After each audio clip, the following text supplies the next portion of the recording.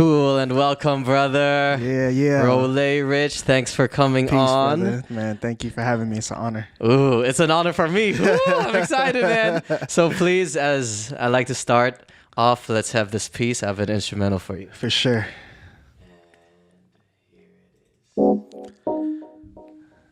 Yeah. Yo. Now, here's a humble introduction just to break the ice. Me and Ray been working, searching for a cheap flight, touching down across the globe and plant the seed, the endless unknown, like the Black Sea when you sleep. Eyes open, knowing that my cousin's bumping this. Back in the fields where my mom and granny used to live. Skin the tint of mud, deep rooted in the islands. While Frisco hold my heart, can't deny it's quite different. Change inevitable, don't let the stress age you. And keep the optimism through the bullshit, remain faithful. I'm crunching numbers, adding up all this math here where I'm at. Don't equate to all the weight up on my back. But we grinding for 2 pennies, a bunch of well wishes, laying the groundwork. Just your local uplifters, no filter on the spirit. Filter soul sipping as I watch my young life on the same corners pitching. I just wanna paint the vision. The dough come, that's extra. Hands reaching out saying, let me hold some. Of course, brother, that's on the squad, I got you. It's always love, cause when you step out, they can pop you. Man. Yo. But you can't kill a dreamer. Living in the rhythms, I'm eternal. I said it's too much soul for you to box in. I said it's too much soul for you to box in. Said you can't kill a dreamer. Living in the rhythms, I'm eternal. I said it's too much soul for you to box in. I said it's too much soul for you to box in. Cause we've been working, staying clocked in, putting that work in, putting that work in. I often ask myself if it's worth it. The game backwards, it'll make you feel worthless. Cause we've been working, staying clocked in, putting that work in, putting that work in. I often ask myself if it's worth it. The game backwards, it'll make you feel worthless. But you can't kill a dreamer. Living in the rhythms, I'm eternal. I said it's too much soul for you to box in. I said it's too much soul for you to box in. Hey, Simula. Yes, sir. Love something. Yo, I felt that bounce, man. I felt that energy. Right on, bro. What a great way to start it off. Simula. Simula. Okay, so just some context. Simula, that is the first track on your most recent project. Yeah. The collaborative album with Mister REY, with Native Mister Immigrant. REY. And it was titled Native Immigrant. Yes. So yes. could you just give us like a quick, your elevator pitch of what Native Immigrant is and all that? Okay, yeah. Native Immigrant is basically my Philam story. It's just the dualities of me being Filipino American. It's an ode to my mother being an immigrant from the Philippines and me being raised out here, and just me talking about, you know, my trials and tribs growing up in San Francisco and really discovering myself in terms of my identity and being Filipino. How was that process of collaborating with Mister REY? You know, me and Mister REY, we've really like set foundation throughout the years and become more like family. So everything felt really like organic and natural, spontaneous, even most of the times when we were making those songs. It was like a 4 or 5 year process. So I did a lot of growing, you know, like making the album. I had to dig deep, you know, just research on my roots. I got to go back to the Philippines during the making of the album just to catch more influence. But building with REY in terms of him, you know, 50% of his album, obviously all his production, like he definitely played like a concrete role in the making of it, you know, helping me understand my sound more, and then vice versa, you know. So context-wise, you were born in San Francisco, born and raised. Yes, sir. And then your mom is from? She's from Naga City, Bicol. You're Bicolano. Yes, sir. And then I remember a line, Bicolano barely speak Tagalog. Yeah. Okay. So you really, what's this called, relate with being Filipino, but also from San Francisco. Yeah. And I like that the piece that Tony Robles has with the Frisco Pino. Yeah. Okay. That was real special because I knew Tony you know, before I met Josh and or Buon, sorry, and Mister REY, and I knew about his poetry. Don't use the government names, bro.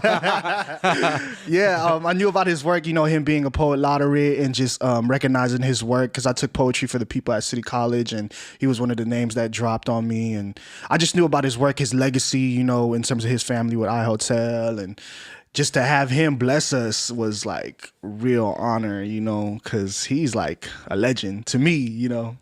Wait, so you did poetry for the people at City College? Yeah. Who taught that? Lauren Miller. Lauren Miller. So the June Jordan program? Yeah, of Poetry for the People? I'm in that Yo, right in that? now. Yeah. Yeah, I took it, man, it was years ago. I took that maybe like 5 years ago. Word. 6 years Okay, ago, so you yeah. do have, as a rapper though, you also have a background of writing poetry. Oh, yeah. My mom's a poet.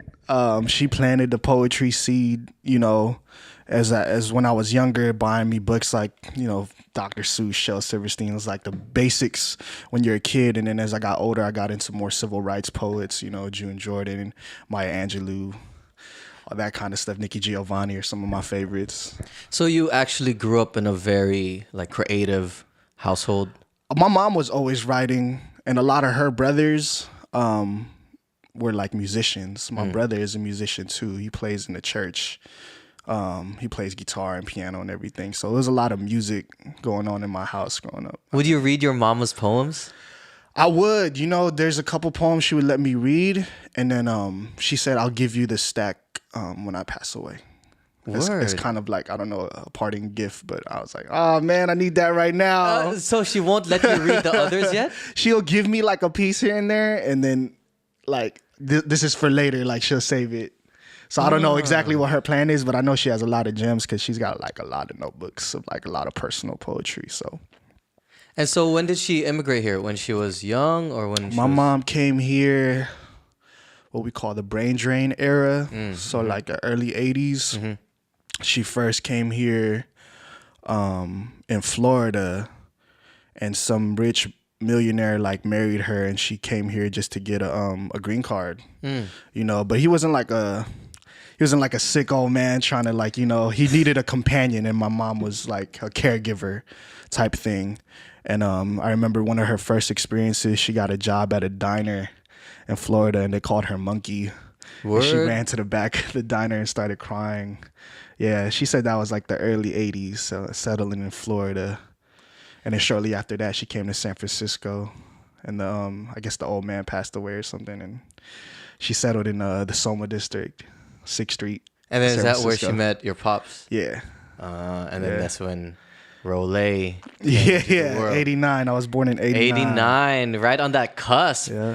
I used to always think my older cousin was cooler because she was 89. Yeah. And then I was 90, 91. I was like, oh, she's part of the 80s. She's older. It's she the gets last more of a dying privilege. breed. Yeah. I remember being mad. She can sleep later than me because she's older? That doesn't make sense. Just because she's a year older, huh? Yeah. I was like, my uncle would tell me, okay, Chris, you have to go to sleep. It's already 8. That's your bedtime because I'm man. 8. I was like, how come at the storm, at the Sarah can sleep later? Oh, they're 10 and 11. They can sleep at 10 and 11. I'm like, what does that happen when you're 22? Right. That doesn't happen. What does that mean? Why they get the privileges? Yeah, and you're yeah. like, man, when I turn 10 and 11, and he'll just put the age higher. Yeah, when you get there.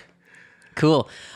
So you got into this concept of native immigrant Yeah. as connecting your Filipino side with your SF native Yes. side.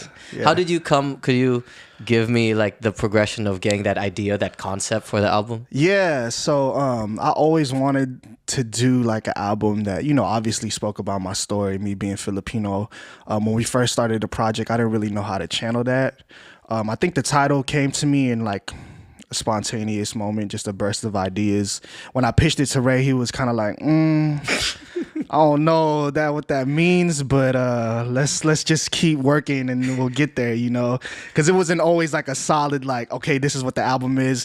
It's a cohesive concept. Let's run with it. Nah, like we recorded and we picked like certain songs that we thought like went along with the theme, and I wanted to like really flex like what San Francisco meant to me, you know, in terms of slang, in terms of my persona, and I feel like there aren't too many like Filipino American MCs coming out of San Francisco who are really like, tapped in with, school organizations in the hood and, people from the block and, just all kinds of walks of life. I feel like I embody that just because, those are my stomping grounds.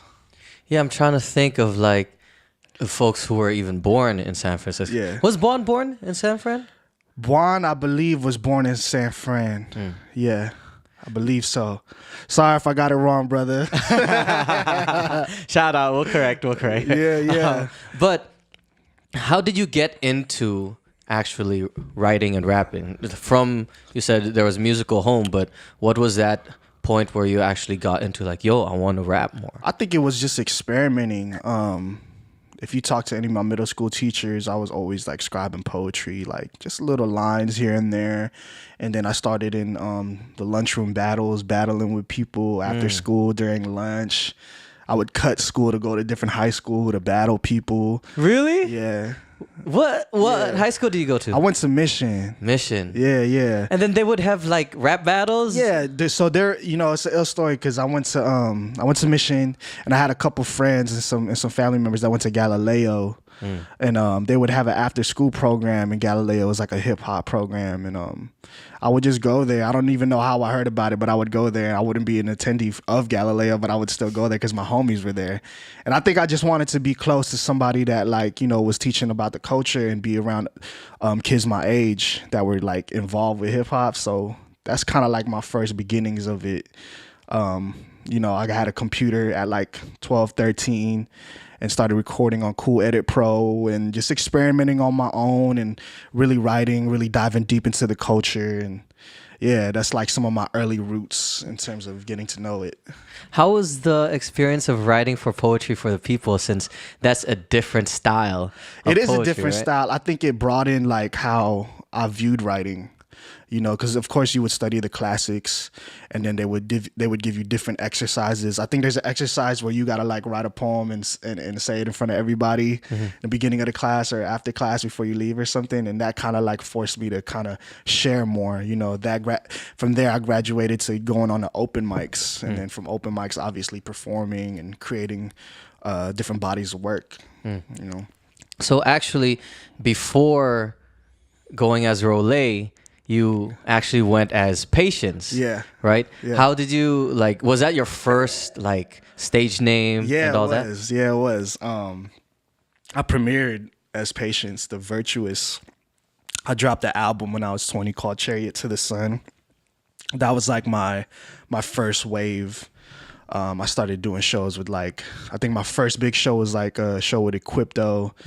And at his album release with my boy Teo Dub, and Rocky Rivera rocked that night too. And I thought that was like a big night, because I respected these artists and they had me open up for them. My face was on the bill. And I toured independently that year with my boy Dregs. I did a lot of work the first year I dropped an album.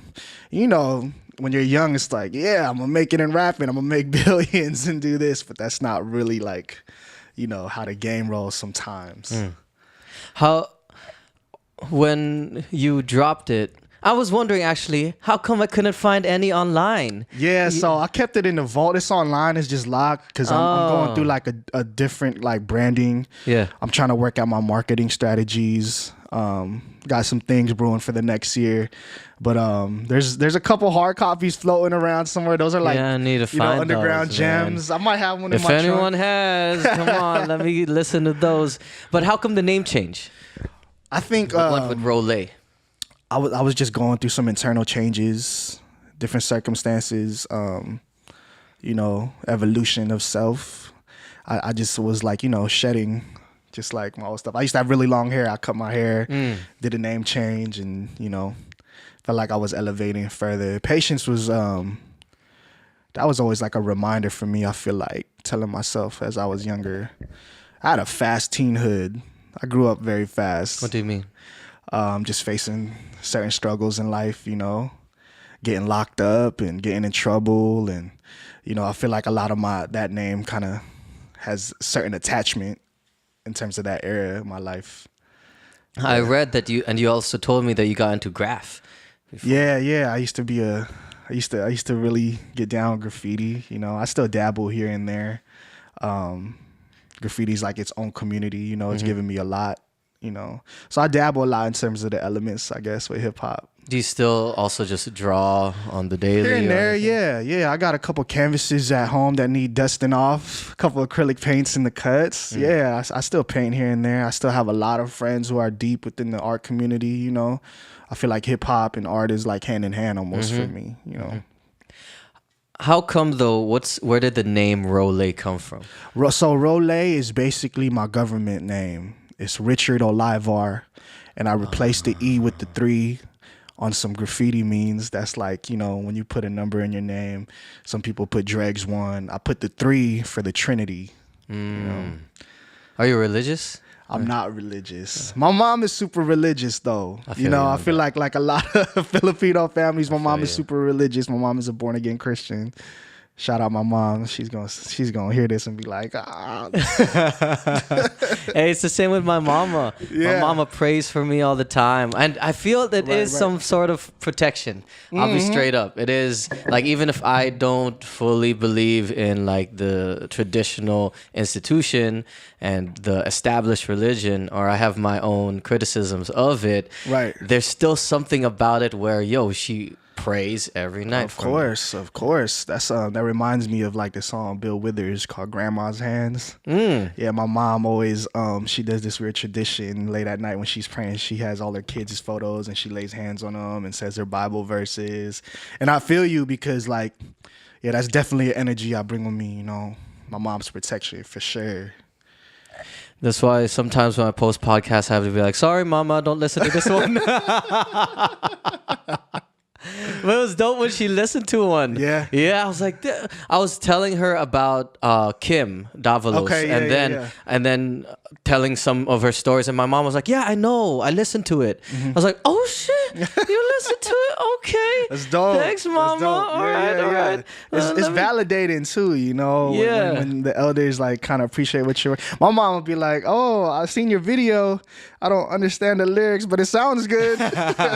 Yeah, I remember you writing something about once you were on Balitang America. Yeah, there was something about the older generation. I was like, okay, right. Now you're legit now that you're on. Right. It's like I've been doing so much work over the years, but the moment I get on Balitang America, it's like, oh, you're famous. You're famous. Yeah. It's crazy that you know, shout out to Joy. She pulled that with Balitang America, that like opened a lot of doors for me in terms of exposure. All my cousins back home seen it. They hit me up like, I see you on TV. Back home in the Philippines? Yeah. Yeah? And some random people just stopped me, just like, I seen you. You're on TV. You're famous. I'm like, nah. And I point to Ray. I'm like, he's the famous one. Yeah. I mean, it is crazy, the reach of Balitang America and TFC and all that. There's something almost respectable but also scary. Like, whoa. It is. Like, you know, I think... You know, like they say, any exposure is good exposure. I believe that to a certain sense, but I feel like we gotta dig deeper in terms of our news sources and not just have like one portal of viewing the world, you know. But shout out Balitang America and Ro3lay, because you know that was pretty huge. Seeing my mom cry, my sister like glued to the tube as it aired live was like very humbling for me. Your mama cried? Yeah. She was just so proud, you know. That's like her thing. Like she has that on 24/7 in the crib. You know, I grew up like watching teleseries with her, and you know, that was always like I said, like it's like background static for me in the house. So it's just like for me to be on there on her network, like it was a proud moment. How has the reception of like music been for your family and your mom, like you doing music, and how's that like relationship been? I think my mom is proud of me, of course. Like she sees me working hard. Like I'll be spending time with her and be like, okay, like I gotta go drive somewhere to do a show, and she'll be like, okay, just be careful. I think she's proud that I'm still pushing the craft work of writing and, you know, performing, of course. But I think like all moms, like she would have preferred me to go to school and like pursued, I don't know, like law or be a doctor, of course, you know, just in terms of sustainability. But I just felt like my art is like where my heart is, of course, you know. But it's just like I have a very good relationship with my mom. Like she understands like, my struggles in life and how it's important for me to express myself. Otherwise I'll go crazy. Do you find it as a form of therapy? You saying that you might go crazy if you don't put your music out there? I get very like antsy when I don't like see a studio for a while, or if I don't like pick up my camera, take some photos, or if I don't like pick up my markers and do some artwork.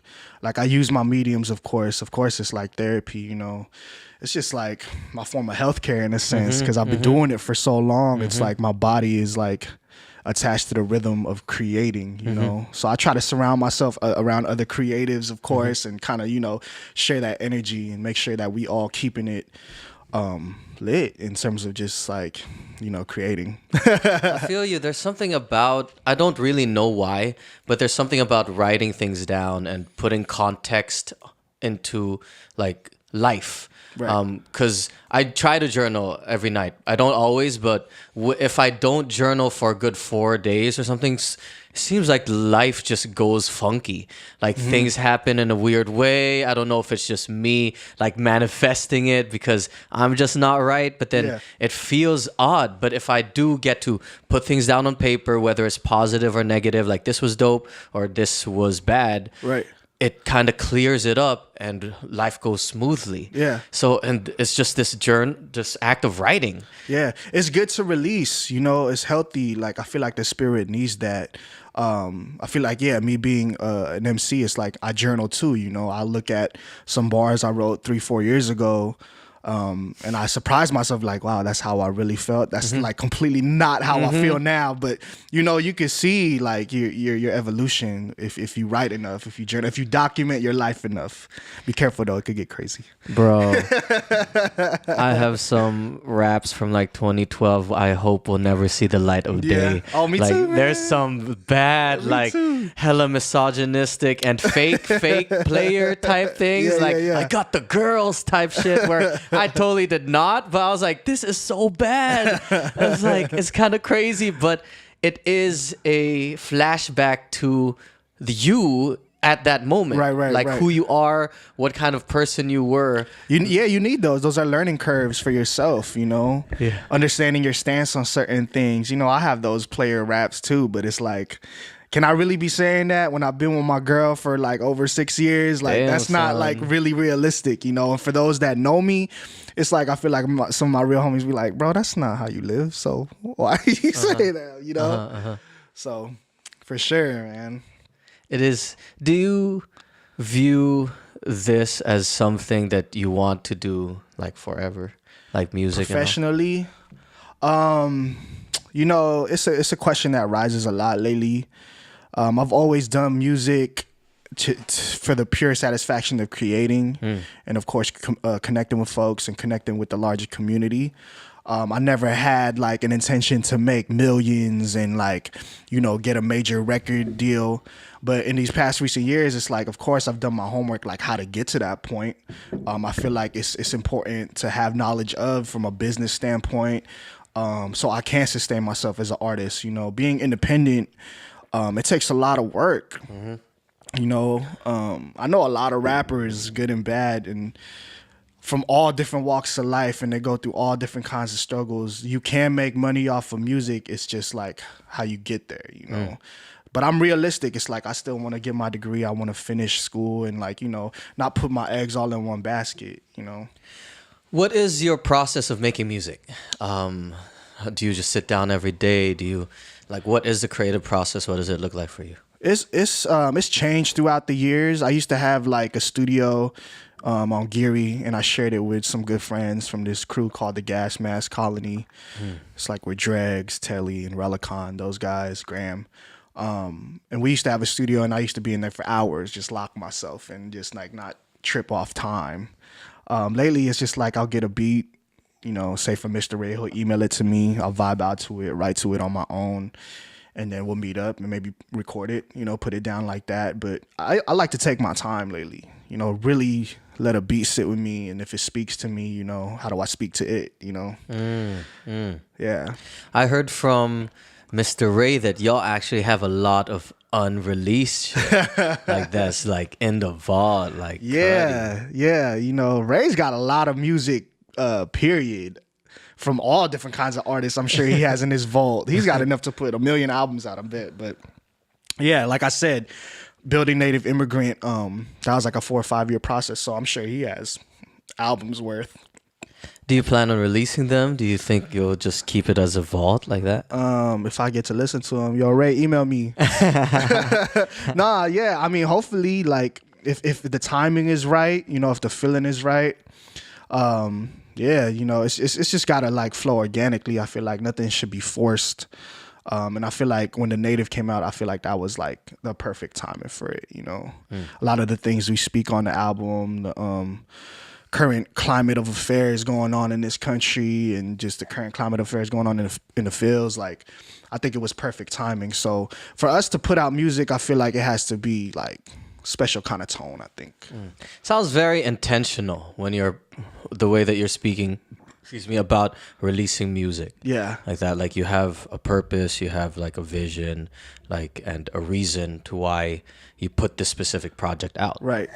And that actually puts a lot of like context to the work that put in, because I've never done that. If I finish it, I'm just like, oh, I put it on SoundCloud, like that. And I guess it is another process, right? Yeah. It actually shows a lot of intention behind the music. I do want to drop some songs coming up for the year on SoundCloud. I feel like my cloud needs an update. You know, I have homies who always like make songs, they drop it on cloud, they get 1 million hits, and it might pop off for them.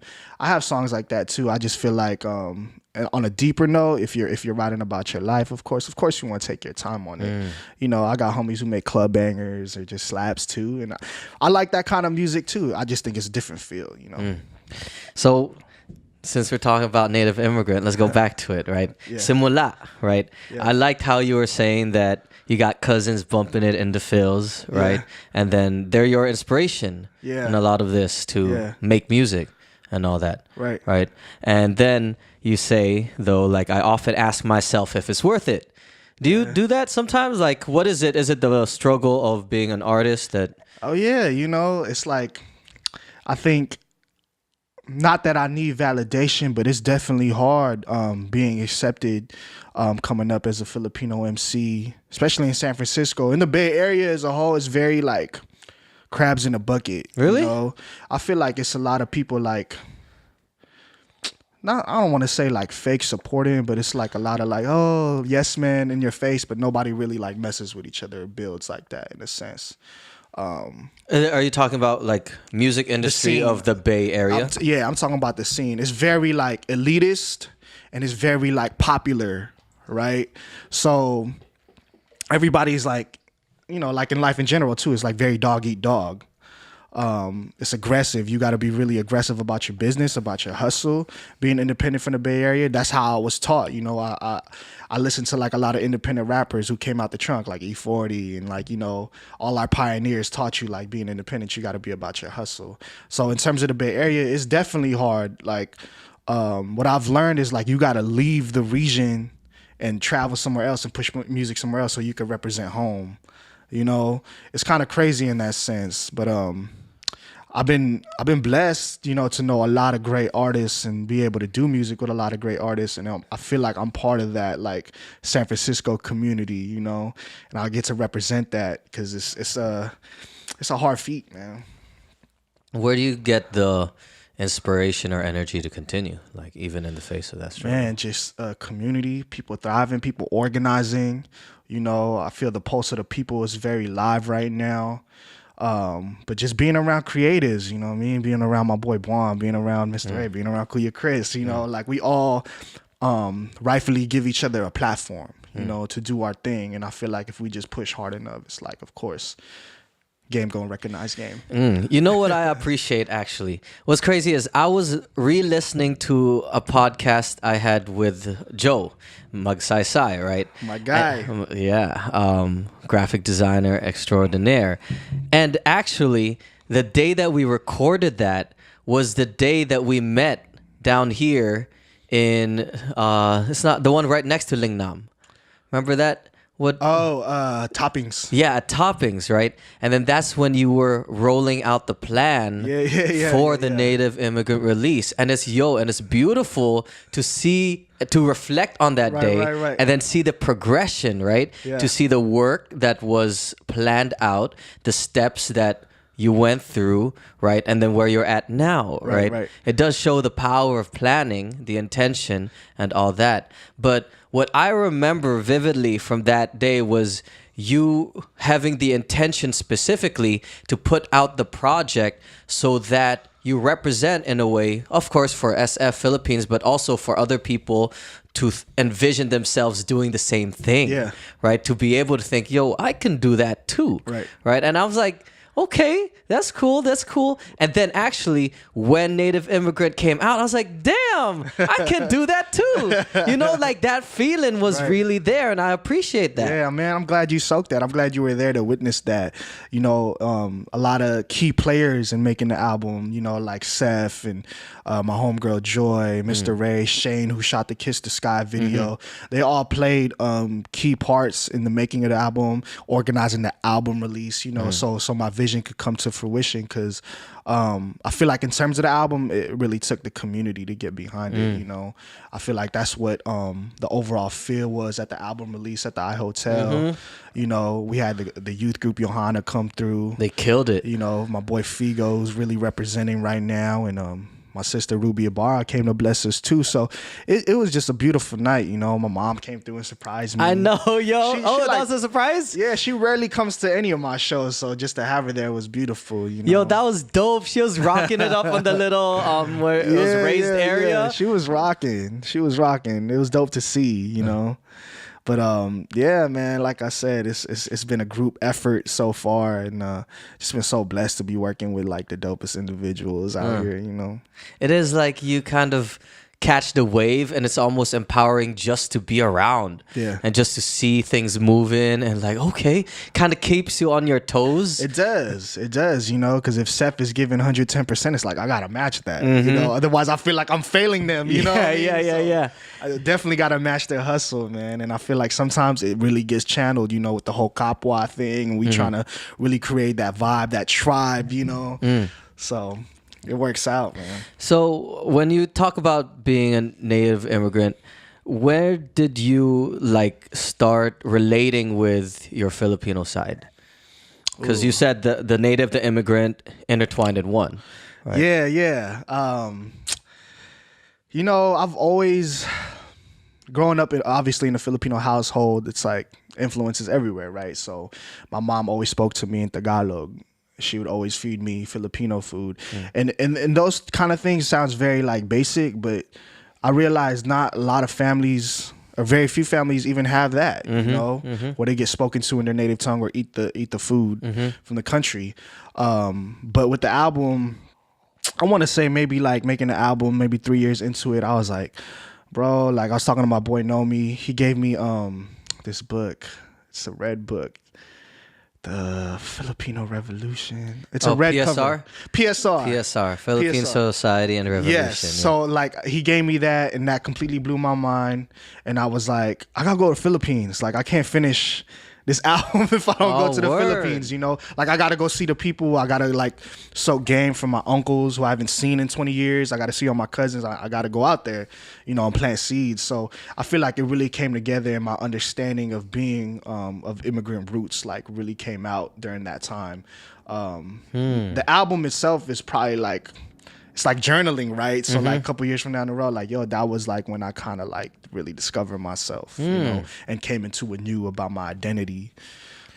So growing up, you didn't necessarily have a strong, like, I'm Filipino. Right. It like was that. always like back there, you know, it was like, yeah, I'm Filipino, I'm proud, but I never was really like curious, like, you know, my people are struggling, or just like, you know, how did my mom feel when she came here? You know, like she brought 3 of her kids here, you know, she left 3 of her kids here in the Philippines, came here, had me, and petitioned to get her kids here. You know, that was like a process that I didn't know like a lot of families go through, you know? So I had to really do my homework and just like, you know, look really deeply in the mirror and be like, yo, like you got roots, man. So you got actually a lot of self-reflection and a lot of like learned lessons even about your own family just from the process of creating the album. Yeah, It yeah. sounds like. It kind of like forced me to like dig deep, you know, connect with family too back home, who I haven't seen in 20 years, you know. That wasn't your first time to the Philippines? So the first time I went to the Philippines was like 95, 96. I was young. I was like 8, 9. Am I getting my math right? Yeah. And then I went again, 3 years ago, 3 years ago. I went for my homeboy's wedding. He got married, but I was like, I'm gonna go out there. I'm gonna go see family. You know, I haven't seen in 20 years. And it was a trip, man. It was a trip. Pilgrimage. What was the experience like? Man, I mean, okay, so first, like being out there, seeing one of my best friends get married was beautiful. You know, that we went to Boracay and got like the all-star treatment over there. It was cool. Yeah. And then I went to the hood. I went to Bicol and really got to see like my family and where my mom grew up and, you know, the restaurant she ate at. Did your mama go with you? Like, was she there? She didn't. But she's going again in March, this coming March, and I'm going out there. Hey, dope. So that's gonna be a different feel, right? Yeah, Because I got to go with my homies. Second trip, I got to go with my partner, and then now it's like I get to see my mom out there, and my mom is kind of getting old, you know, like so I want her to like really spend time with her siblings and stuff. So, yeah. So are you the youngest? I'm the bunso. You're the bunso. Hey, bunso boys. Most creative. Yeah, right. Yeah, my siblings are a little bit older. Don't want to put them on blast. But they're kind of Just older. kidding, ate. I know you're creative also. Just joke lang, ha? But yo, that sounds like a beautiful experience to be able to go back with your mama. Yeah, it'd be my third time in a row going next year if I go again. I'm trying to go every year, bro. Yeah. I gotta go. Yeah. I gotta feel that sun. I gotta sit and watch Manila Bay. I gotta eat some balot on the streets. I gotta like, you know, I really gotta soak that, you know. There is a different vibe, like being there, like for some reason, for me, I just feel more comfortable. Yeah. Also, but not necessarily all the time in the city. There's something about the city that's a little like too traffic, too Americanized. Yeah. But when it's more out in the more rural areas, like okay, this feels more relaxing. Right. Manila is really crazy. Yeah. It's hard. I don't recommend driving in a cab out there. You know, go on feet. But like, yeah, when I'm out in the countryside, I feel very at home. It's just spiritual energy, probably, bro. Yeah. Just embracing you. You know, It'll be dope to write music there to see what I want to vibe do you get that, out. you know, because Ray is supposed to be out there too. Oh yeah, at the same time. Yeah. Oh shit. So we meeting a couple. What dates, folks out fam? there. Let's do it. It's like late March. Oh, late shit. March. Ruby Bar is gonna be out there too. So we all try Why? to link. Is it just? I think Ruby's got some shows out there. I don't know too much of her schedule, but I think she's got some shows out there, and we just trying to connect game. You know, just be around my homies in the motherland would be huge. Man. And you'll get the good food. Yeah, man. I can't wait. Talk about food. That shit was on your album though. Kawali. That hit me first. I was like, oh, right on, bro. Okay. Right on, bro. That's like a Cudi song, you know. Like that song, I used to work for a restaurant, like just being a server and stuff, and they were like a green business, all about sustainable living, green living. And at the time, I think I got word or just became conscious that my mom is a diabetic also. So I wanted to write a song in odes to that, you know, because she was like, yeah, there's a long line of diabetics in our family. I'm like, there's a long line of diabetics in every Filipino family. True. Shout out to my pops. Get your sugar down, fam. Oh my God. You know, we all sweet tooths, but Kawali came together like that. That song's, man, special, man. I like that song. It makes me think, my pops, he gets this kind of powder, like green powder. It's like a health powder. Yeah. Whatever. He's like, oh, it's malunggay. It's malunggay tea, man. And then you look at the back, second ingredient is sugar. Oh, no. I was like, bruh, no wonder your sugar levels were high. Oh, but man, malunggay. That is a real issue, right? Yeah. In our community, in Filipino Americans, like heart disease and diabetes. Yeah, you know, I think coming out here too, when you come to America, it's like it's hella force fed to you. in terms of diet. Like, here, eat this fast food because it's cheap. You're a working class citizen now. You're gonna go to work all day. You want to cook after? No, you're gonna get that 2-piece from Popeyes to feed your whole family, right? So it's like it's easy. So, and for a lot of Filipinos, I feel like it's a blessing, of course, like coming here and having affordable food in abundance. It's not what they're usually used to. So it's just educating, man. It's just educating. My mom knows, like, I'm always on her line when we have dinner at her house, and I'm just like, oh, you're eating too much rice. No, too much bread again, bread with your coffee again. So it's like, But at the same time, it's like they're old. It's like you can't really pull the food from their mouth. Like, I get it, you know.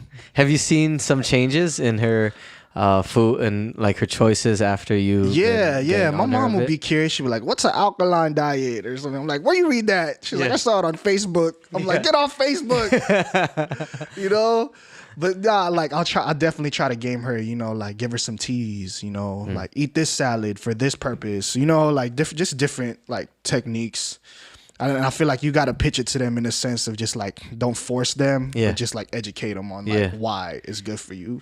I think that's the best we could do for our generation, And you got to throw in that love guilt, bro. Like, I'm doing it because I love you, Nye. I want you to see my grandkids and everything, Nye. Yeah, like that. They got to survive. They got to see the next generation.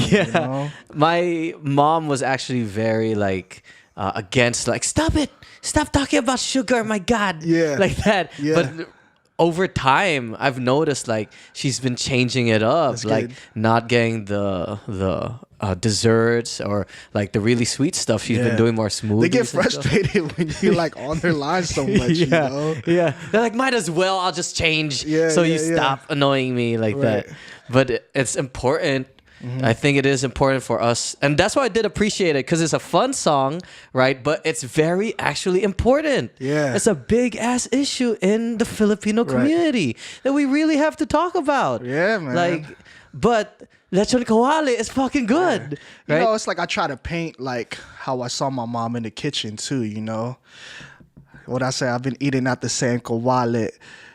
Wok oil's hot ever since I was a youngin', splashing on my grill.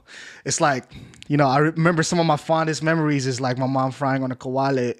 It's so hot, it could be like lechon or something, and it's like hitting me damn near as I'm tugging on her to get a taste, right? So it's just like I take you into the kitchen with me almost.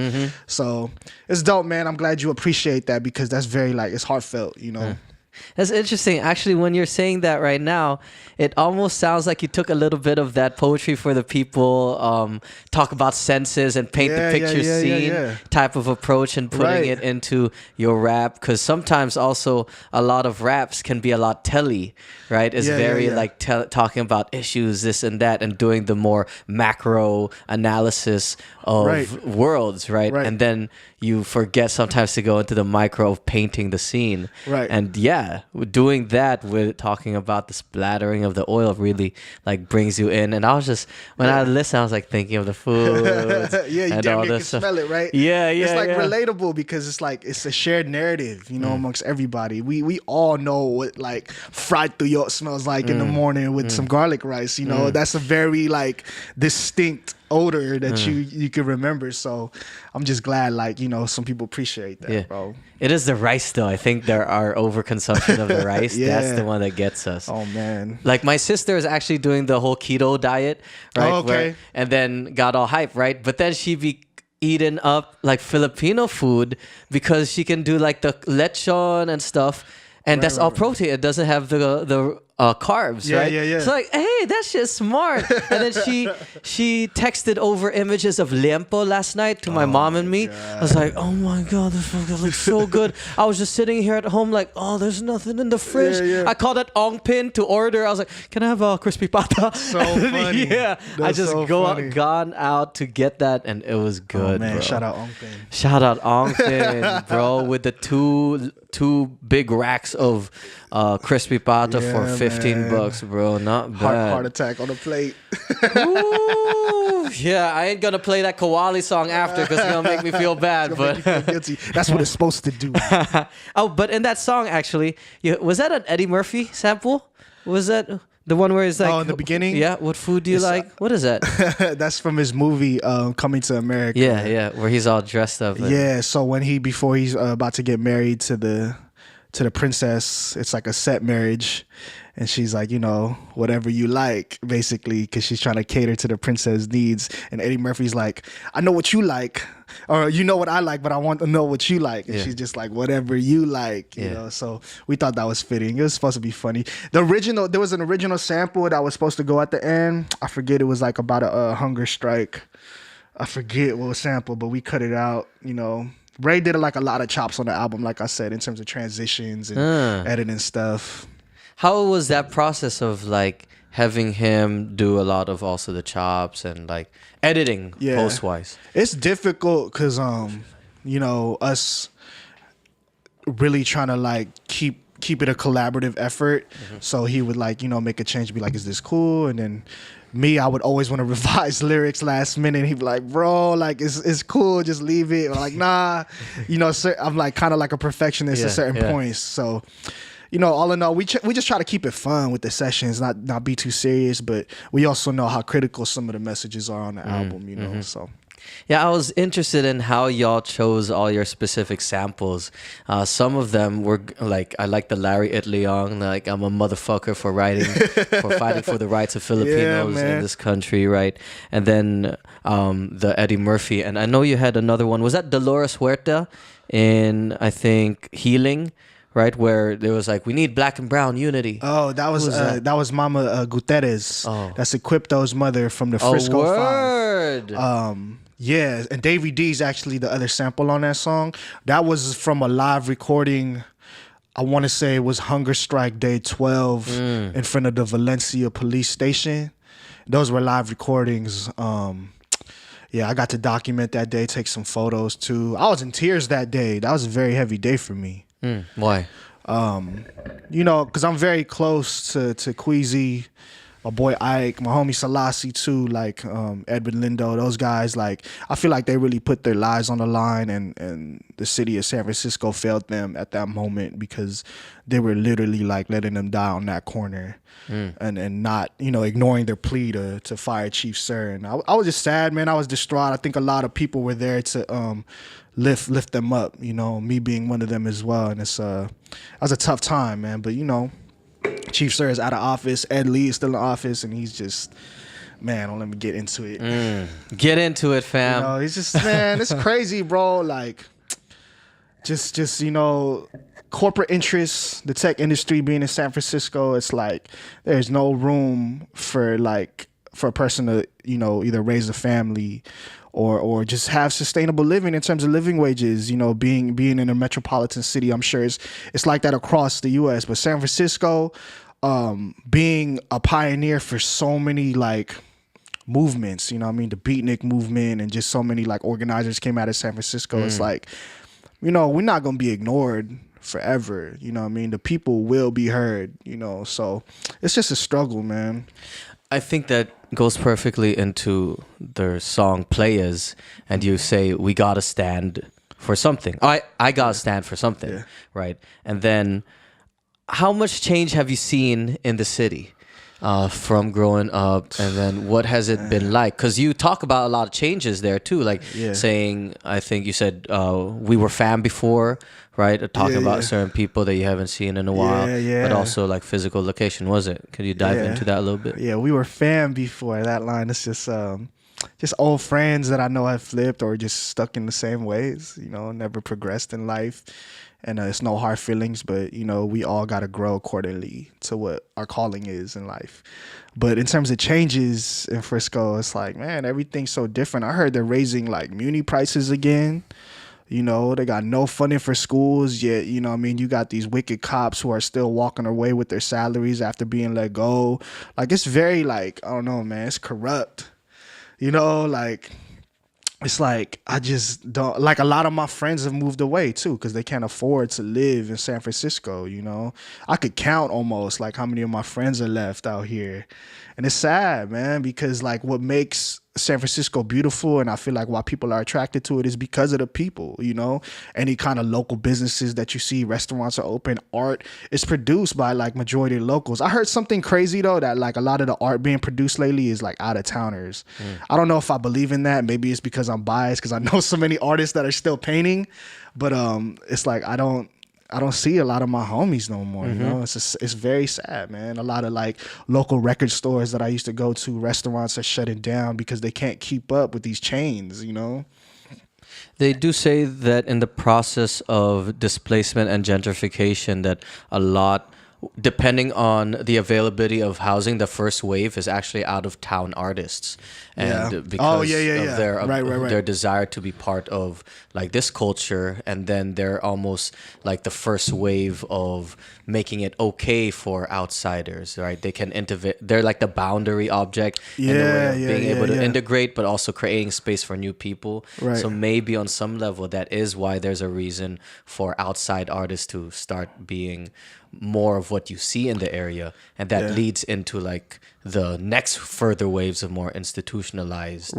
people coming in. Yeah, it's funky, man. It's really funky in terms of energy. Of course, you know, you always want to welcome art. You know, art brings vibrance to the community. I just feel like if you're an artist moving out here, it's like you gotta really integrate into the community correctly. What are the issues that the hood is facing? How do you play into that? Does your art speak to that, or is your art just coming from a very selfish standpoint? You know, like we gotta have that dialogue amongst each other and be critical of who we let in. You know.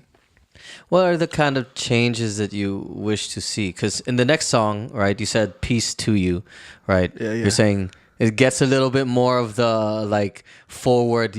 Revolution won't be televised, pointing out the propaganda, right? Brainwashing the minds, kind of like pointing out the issues there. But what do you hope to see for Sucker Free? For man, I SF? hope, man. I mean, there are still like a lot of youth groups thriving. You know, I just hope like a lot of my homies could come through and like maybe buy back businesses or just like develop their own building, you know, and just have like, I feel like this resurgence of natives just come back and just kind of like, you know, take it back for what it is, because we exist, you know what I mean? We matter. And just because like you got this wicked mayor in office, and then you got all these like the tech industry moving out here pushing us out, it doesn't mean that like we're completely gonna disappear and just die off because you're here. You know, we're present, you know, and we have a story, you know what I mean? And we will preserve it by all means. So I just hope like we're still able to be here 10, 15 years from now, you know. It is almost scary to think about the power of money and how it displaces people, right? And it's is tied with the official backing of city officials or legislation that allows these developments to happen, right? And then we're starting to see the overflow of those effects here in Daly City, where people's rents are going up, no rent control here. We also have new developments coming up, and city planning has their influence over that. How does that work per se? Because I know DC is like a little bit smaller. I know like a lot of more college kids are flooding here because it's like really near to San Francisco.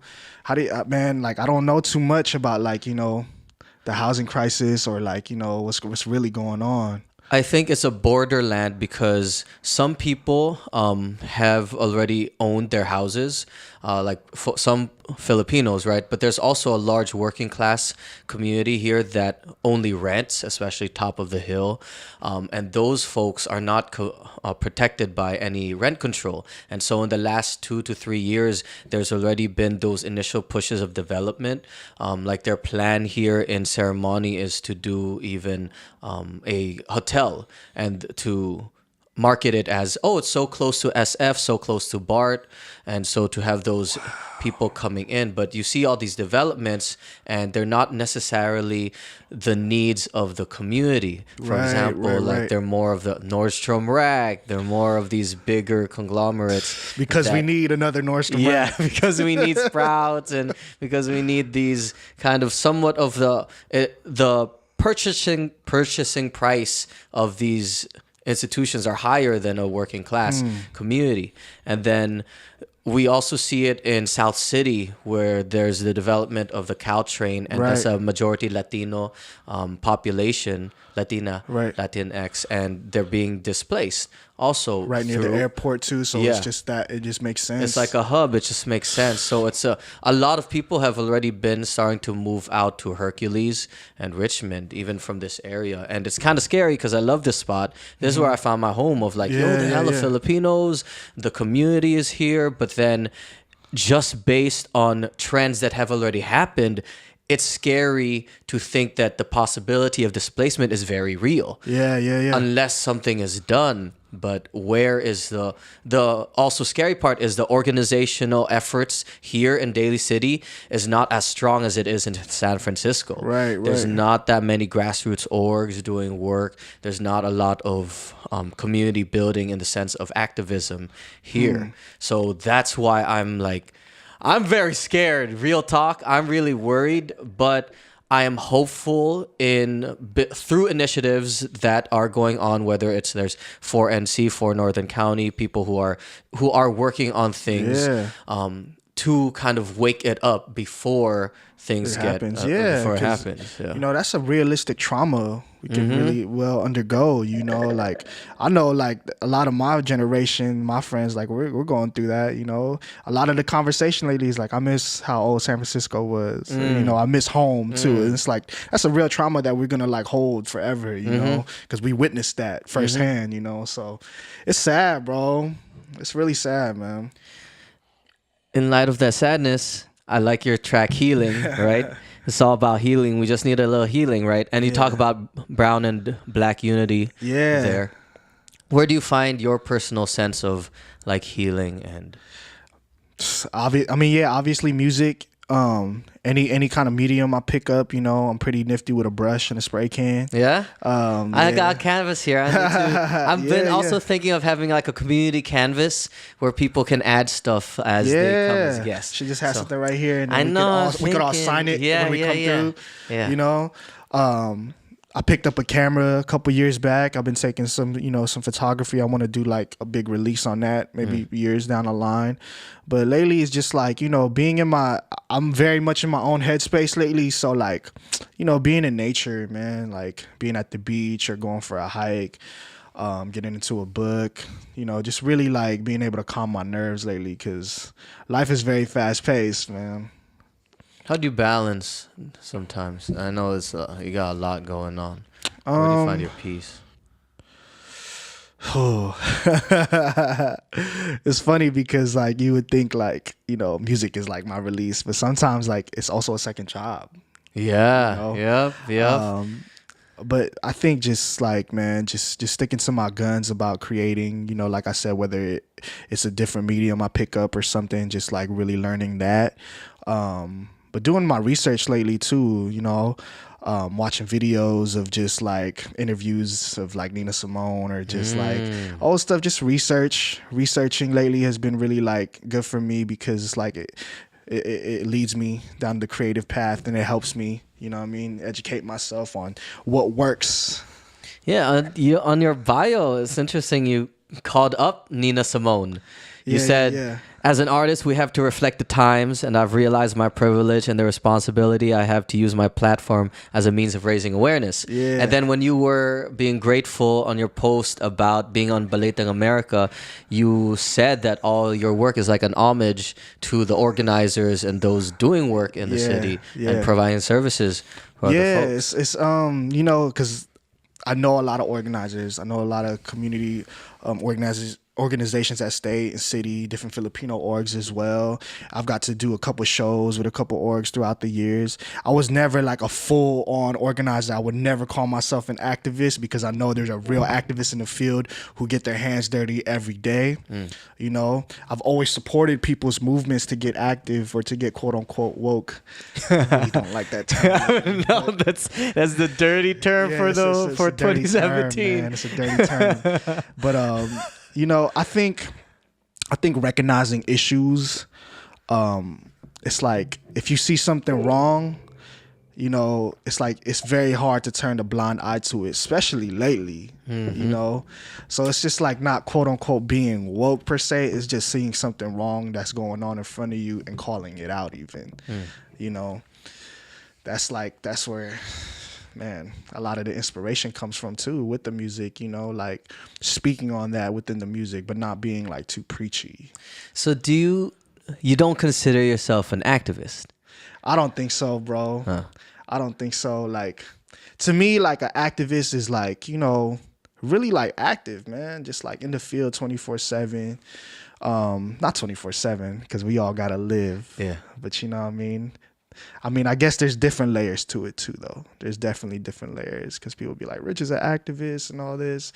But it's like, man, you got to go to more than one rally and speak on a different thing, you know what I mean? Because people be like, I went to a rally today and I got on the podium and like, yeah, I'm activated. But like, nah, bro, like that takes years of work, you know? Like, and what are you really fighting for, you know? It's almost as if the real activists, quote unquote, don't even care about calling themselves activists. Right. Right. Those are the real ones. Yeah, I mean, we place these labels on ourselves, and it's just so funny, man. Just like, I'm not with the whole labeling thing, you know what I mean? If you're like, yo, Rich is a dope rapper, I'm like, I'm an artist, you know, I'm creative. But isn't that also a label? Yeah, artist and creative, right? It is. It's a general term. I know. guess. I was just actually thinking about that a while ago. I was looking on my Twitter. I was like, what should I put? Yeah. Like poet, rapper, but putting everything on there, photographer, and it's kind of weird. Like creative. Social media is funny like that too, though. Like you'll go to somebody's profile, be like, "Oh, poet, activist, rapper." I'm like, damn, like for real. It's like you gotta be very careful because people like really read you online too. You know what I mean? You might say something that triggers somebody, and it's just like whole fiasco with that. It is a different world that we're in because of social media now. Like both very public, but also you have to be kind of careful of how you come across. You have to be aware of how you come across. Right. But at the same time, it also like activates a lot of possibility to share, right? Who you authentically are. Right. And builds connections with people, right? Sometimes I gotta unplug though, bro. Yeah. Like, cause it gets to be too much. You know what I mean? Like being on social media and all different kinds of clickbaits and just like world tyranny going on. If you read too much into it, it's depressing, man. So you gotta look within yourself, man, and just not look at that screen so much because it could be detrimental to your mental health, man. I feel you, bro. I be on IG a little too much. Yeah, man. Fucking scrolling. You know, hella different opinions on Twitter and all this other stuff. It's just like, damn, bro, how do you really feel? You know? I should fucking delete IG. This is the intervention. I deleted Twitter from my phone last week. Yeah. Because I was like, I have to study for finals. Yeah, like, it's kind of man. crazy how caught up I can get with just doing that. And then when I have something I want to say, I'm like, I can just put it on Twitter. I'll put it on Twitter. Yeah. Instead of even just working through the thought too. Just because it's available, it becomes something you go to. Yeah, it's almost second nature because I do the same thing, right? It's like be checking email and then just like happen to click on Twitter or IG and be on there for longer than I should have been, you know, and you're just literally wasting your time. Yeah. But, you know, social media could also be useful, man. Like, it's just how you use it, you know. Time management, man. Time management, man. I've been getting this app that tracks your usage, right? And then like 4 hours total in a day sometimes is what I'm on the phone. Like, and I don't realize because it's just 1 minute here, 1 minute there. Like it adds up. 4 hours. That's 2 movies, fam. Like, and sometimes it's like an hour and a half total on IG, right? And it's like, what the fuck am I doing? Yo, even just looking at stories and go on that explore page. And there's a lot online too. It's a lot of different content from dope artists. Yeah. And, you know, you get sucked into it, man. Yeah. That's the other thing. It's both. It's like a dope space to find inspiration. You can be totally inspired. I've been moved. I've cried from things I've seen on. I think I cried over this guy who was being bullied, right? And it just really emphasized the point of us having to stop that. But at the same time, I'd also be looking at memes of like not doing work. It's like a mix of both. Yeah, it's crazy, man, because you could be, like you said, like looking at that bullying, and then you could look and be like, oh, that's sad, and then keep it moving, like, keep strolling, you know that, like, so are you really like, does it really resonate with you, or is it just like you're just caught, you're plugged in too much? That shit happened with the whole Libya and the slave trade thing. Like, it's just so crazy that right next to the post of Libya, you scroll down, it's a girl posing, right? Like the juxtaposition of just these two things. Like, okay, it's sick, bro. How are we gonna address? Are we really gonna address this then? Right. Like, even if people do post that, like, is one post enough? Like, for you to be woke, right? Exactly. To address this, like, are we actually going to change the system of people's lives being affected on the real, tangible, like, reality of it all? Right. I feel like it's really up to each individual, though, right? Because, like, reposting those things, of course, like, create awareness, right? And get behind a movement that you feel like is real to you and speak on it, right? But it's at the same time, it's like, post about Libya and then you post about, like, some shoes you want. You know what I mean? It's just like, it's how you gauge. I don't know. It's tough, man. It's really tough. I think we're still also learning as a society about how to manage this, because this technology thing is just exponentially getting us more and more connected and invested in it, right? But realistically, it's not that old. 20 plus years. Man. Even the intense connectivity, it's only in the last maybe 10 years or so, right? And these kids are growing up with it, like, to the hip. They have it. I was just talking to friends, and in our age group, I think, like from 24 to like this 28, 29 right now, I think we grew up with it, kind of.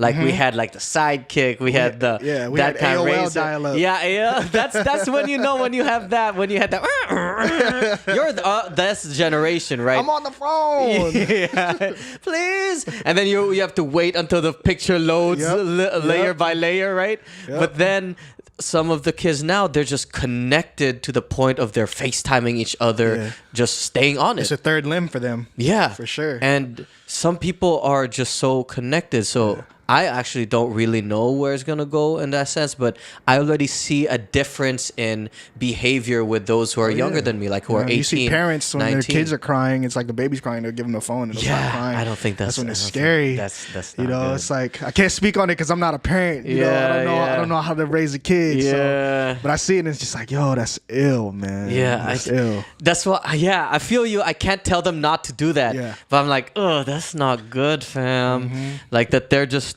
staring at it instead of interacting. They know how to, like, fiddle with it. They know where to go, bro. It's crazy. My nephews, when they were like 3 years old, they were just going to whatever app. They learned like this whole game of, like, it was like the idiot test. It was like a game where you have to play certain things. It's like mini games. It was like the impossible test, right? And then you just have to wait. It's like a pattern, but he eventually learned it all, like, from failing, like restarting the game, then going through it, restarting, going through it again and again, and he could just press like a 2, 3. Like, this is kind of not good. They know the technology way too well. And I still struggle. I'm like, I'm not even on Snapchat. I'm like, I feel like they're like, Kuya, give me your Snapchat. I'm like, I don't use this. What is that? But then I'm like, I feel like I'm behind already. Everyone's on all these different things. But hopefully we do use it for the good. We kind of learn what it is as a tool and then use it for real connection, real mobilization for certain causes and all that. And that's what it should be, ultimately, man. Not a distraction. No more saving pictures of. Oh man! Why did your face go like that? I didn't even say nothing. Bro. I'll be on the way too much, man. Gotta change. Possible. Okay, a few more questions. I wanted to ask actually about the GNU. What do you Okay. mean about that? Because traditional sense, like gangster, right? Yeah, Seeing yeah. a G in you, OG, right? Is it? Yeah. Or some people were like, I see you, God. Yeah, Right? yeah. What do you mean I about that? think seeing the God, that's what I initially meant, you know. But seeing the G on you, you know, keeping it gangster too, man. Just like that was more so like I see people working hard to discover their higher selves, and that's what I ultimately meant with that message. You know, I see you carving your inner self, you know, or you know, anyway, it could be physically, spiritually, mentally. Like I just see you, and I recognize that, you know. And that was like just an ode to the homies, man. I do a little shout out at the end, you know, and the G and you. I think Ray agreed with me. I didn't want it to go on the album. That song almost Really? got cut. But Ray was like, "Nah, we got to put it on. That's one of my favorite beats." So shout out to Ray on that executive call. Yeah. How Yeah. come you didn't want it on the album? I don't know. I think it was just like a rotation of songs. I felt like the beat was like didn't mesh well. You know, because we listen. You know, obviously when you're putting the playlist together to make an album, it's like you play with it a couple times, and a couple songs obviously didn't make the album because we both felt like the sound wasn't there or the message wasn't, you know, fully speaking to the album as a whole. But after I listened to it, like I thought it flowed well, you know. That is cool. So you get the insight from another creative Yeah, to yeah, be yeah. able to see what the final image will be. It is like a collaborative painting. It in a is. sense. It is. And like working together. Yeah, you know, I've got various projects, but The Native was like the first project where I worked with one producer. Yeah. With a freaking master, Mister REY. This Oh, guy, man. this guy has a little. He's all Mister.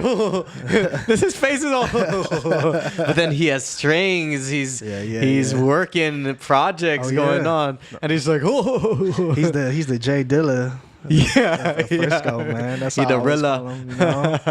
Rayella. Yeah, man. It's crazy to also discover more about him as I get closer to him about the work that he's done, and you're like, damn, this guy has a lot. Yeah, he's like, got and a he's long consistently rap sheet. going. Yeah, he's built with like a lot of like Pinoy artists over the years too. You know, a lot of beat rock artists, a lot of San Francisco artists. I think this year like the focus is to like, you know, connect more with a lot more San Francisco artists. You know what I mean? So I know he's got like a lot of Cudi collaborations going on. He sent me a beat yesterday for a song to hop on with this new group that's coming, but. You know, I don't want to leak too much of his info because he's got things brewing. This guy's always low key and making jokes, but he's got it going. Yeah, man. How has it been? Because you said you did shout outs, right? On that track. So, and you've really grown up in San Francisco. Like, how did you view like your inspirations and stuff? Who kind of gave you that? Because in your bio that I read on SoundCloud, there's a lot of shout outs to certain sounds, like on the a boom bap tip, Yeah, but yeah, there yeah. are people, those predecessors in a way that Yeah. you looked up to. Who are they? And then how did that influence your sound and all that? Yeah, so I took a lot, obviously, when I first got into hip hop, a lot of what was played to me was like obviously like radio songs, you know. I think I can remember like one of the first albums that I heard was my sister. She brought this album from the 2Live crew. It was like an album cover where it was these dudes and then like these girls who were like in bikinis and they were like under their legs and it was like very misogynistic. You know, that was like one of the first albums. And then she bought like the Fuji La album, you know, by Lauryn Hill and them. So it was like a good contrast of like what I felt hip hop was. So like fast forward. This is your older sister? Yeah, had an older sister. And you know, she just came to the States, so she was just trying to buy music, just like, you know, get hip. But a lot of my early influences, you know, like some of my favorite MCs are like Nas and Black Thought, right? So like Philly and New York from that region. But I think growing up out here, it's like I naturally gravitated to like more Bay Area music, like real grimy, like just like real grimy Cudi stuff, just like, you know, the Jack artists from the Mob Figures and Yuck Mouth and Equipto from San Francisco being out of Board Stiff. From a more like, I don't know, from a more like lyrical tip, I feel like Boar Stiff, Hobo Junction, Hieroglyphics, The Coop, Boots Riley, like that kind of sound. But I was still open to like, you Keek the Sneaks, Turf Talks, E40s, RBL Posse, like real mob music, real grimy mob music. Cause shoot, I'm a hyphy baby, I grew up in that hyphy era, but I was already listening to Bay Area artists before hyphy got put on a pedestal and before the world viewed it as like, oh, this is a Bay Area region sound. I already knew about like Bay Area music from way back, like, so when they labeled it hyphy, I was like, that's cool and all, but I've known artists who've been doing it independently for a long time. So those were like some major influences for me growing up, just being a city kid, tagging on stuff with my headphones on and just like, listening to the pioneers talk about where I was coming from my own backyard, Yeah. Do you think that you got a lot of your own sound from them? How did your own sound develop? I think they definitely played an influence, in the slang that I talk. I heard like I have a certain accent when I rap. I don't hear it, but most people be like, yeah. Do they say that it's different from your regular speaking voice, like your rap voice, your rap accent? Yeah, they say I sound a little bit like different. Yeah, I don't hear it either. It's kind of weird, but I think it's only though. If I think about it, it's more in your end rhymes when you hold out certain like verses, like like that. Yeah. It's more that, but not really in the pronunciation of accent. I would think of. Rap is funny like that, right? It's kind of like how you enunciate things, how you pronounce, do you stretch out certain things? Yeah, to give you a certain like style and technique to it. Yeah. But I studied a lot of the greats growing up, man. And then outside of hip hop, it's like I listen to all kinds of music, jazz, a lot of reggae, So Bob Marley is one of my favorite artists. Marvin Gaye. I listen to a lot of island reggae lately. My woman's a hula dancer. A word? Yeah. So you do get a lot of exposure to the different styles. Oh yeah, I'm a music lover. Yeah. I'm a music lover. Not only hip hop. I love hip hop. That's like to the core of me. But I love music. I love watching live music. If there's an instrument around me, I'm like, you gotta play it. Like fuck it. So yeah, I was always a fan. Who are then your top 3 musicians? Top 3 musicians? Yeah. Oh my lord. Man, just off top of the dome, John Coltrane. Shoot, man, I'm trying to dig deep. Who's like a good composer? Man, Carlos Santana. Oh shit. Who else, man? Shoot. You gonna put a hip hop up there? Did it make the top 3? Does hip hop make the top 3? I mean, Nas, of course. Nas, of course. But like, yeah, real musicians, man. Because hip hop took a lot from like different forms of music. So I feel ultimately, if you are a hip hop artist, it's like you got to study all kinds of music. Where your samples came from, who influenced who. It's like even with Nas's story, his dad was a jazz player, Oludara. Like he was a great jazz player. So it's like you could kind of see like where people kind of get their influence from, Do you play any instruments?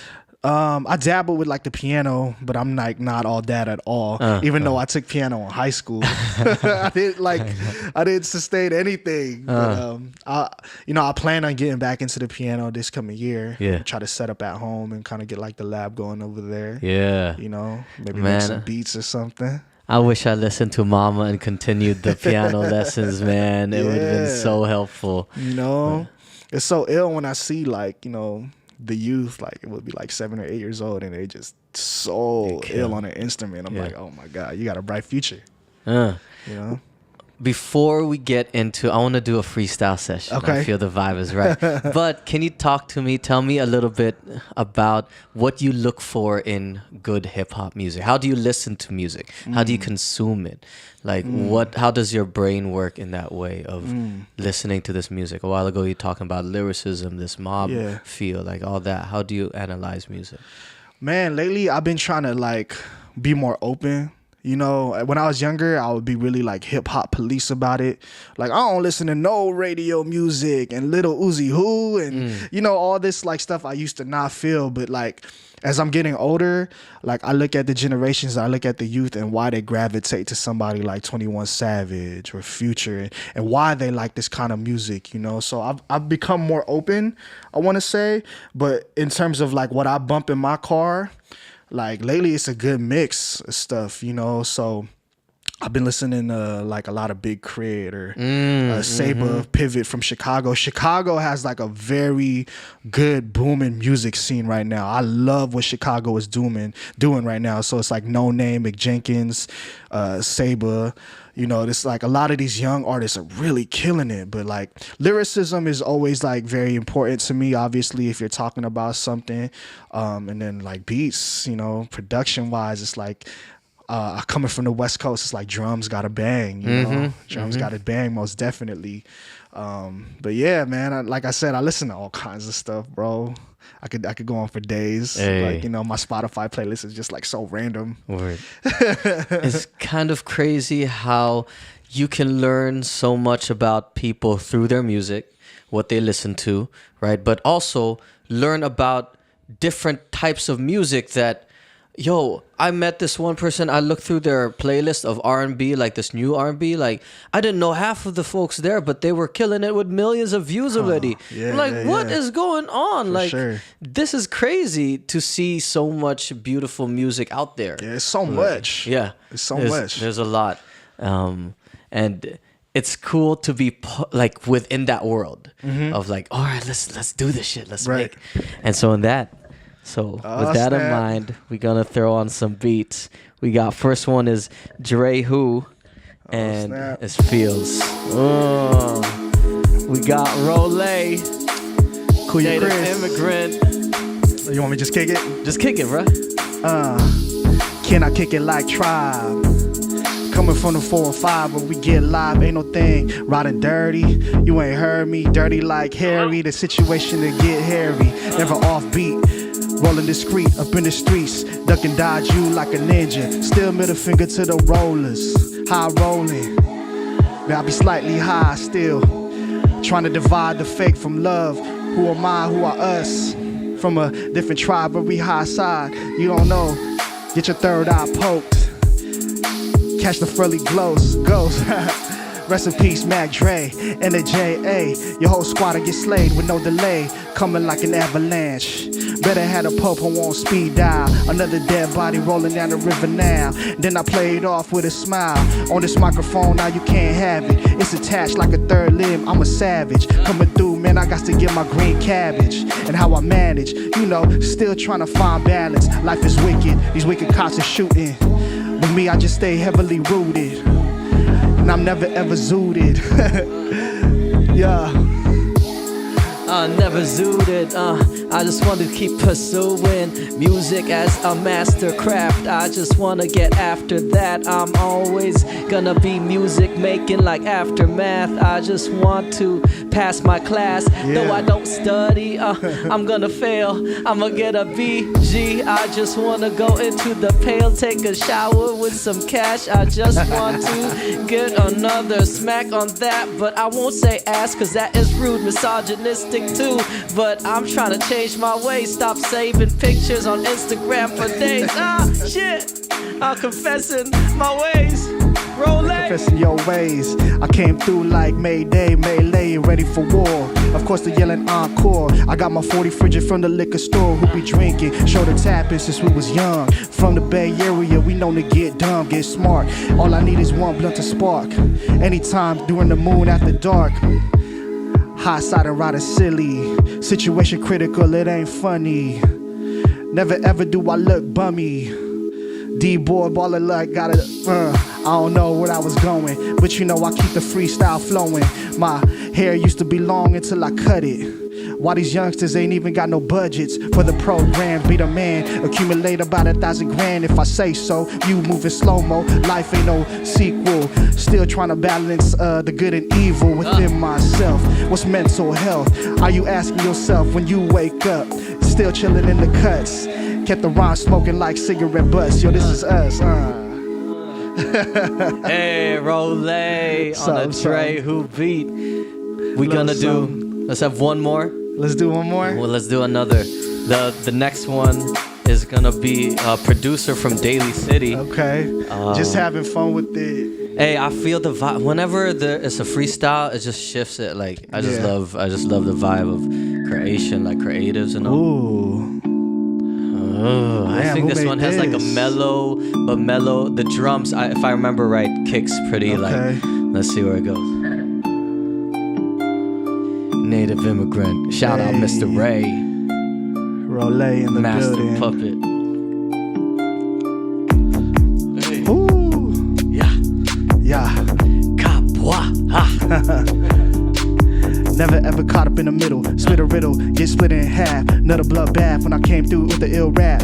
Fontaine, you can't see that. Cross the map, I'll be doing it all day. All day, me and my Bwan got a new video dropping called All Day. And you better be ready for war. Of course, the yelling encore. I'm right at your door. Like a bomb threat, never break sweat. Don't sweat the technique, something like a freak in the sheets. Yeah, but you know me, I stay on my D. Got what you need, what you want. Man, you don't even want no funk. When I hop up on this mic, do it all night and my brain shine bright. Ray shine bright, Ray shine bright. I'm a good kid, never fight. I just wanna keep moving all night. I won't ever forget what I write, cause I keep on writing. I'm always smitten by a kitten. She got the ooh-ee. I just wanna say, I hope you don't lose me with my raps. I do not do that, I do not cuss, but sometimes I do. I just want to step into your shoes. I go with it, are you with it? I just wanna go and kick it with my homie. Call me Quest, cause I'm a tribe. I'm the best in this. Ro3lay, go, show them how. All the hoes just want you now. I just kidding, play your lies, ain't real it.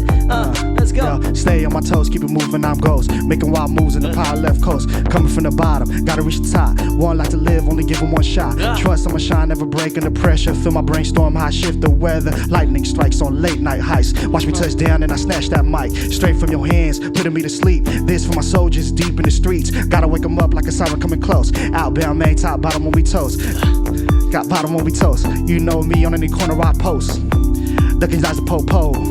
My eyes looking real low, cause I be slightly high, chinky eyed. But you know me, I do it till the day I die. Anytime, I be on my grind.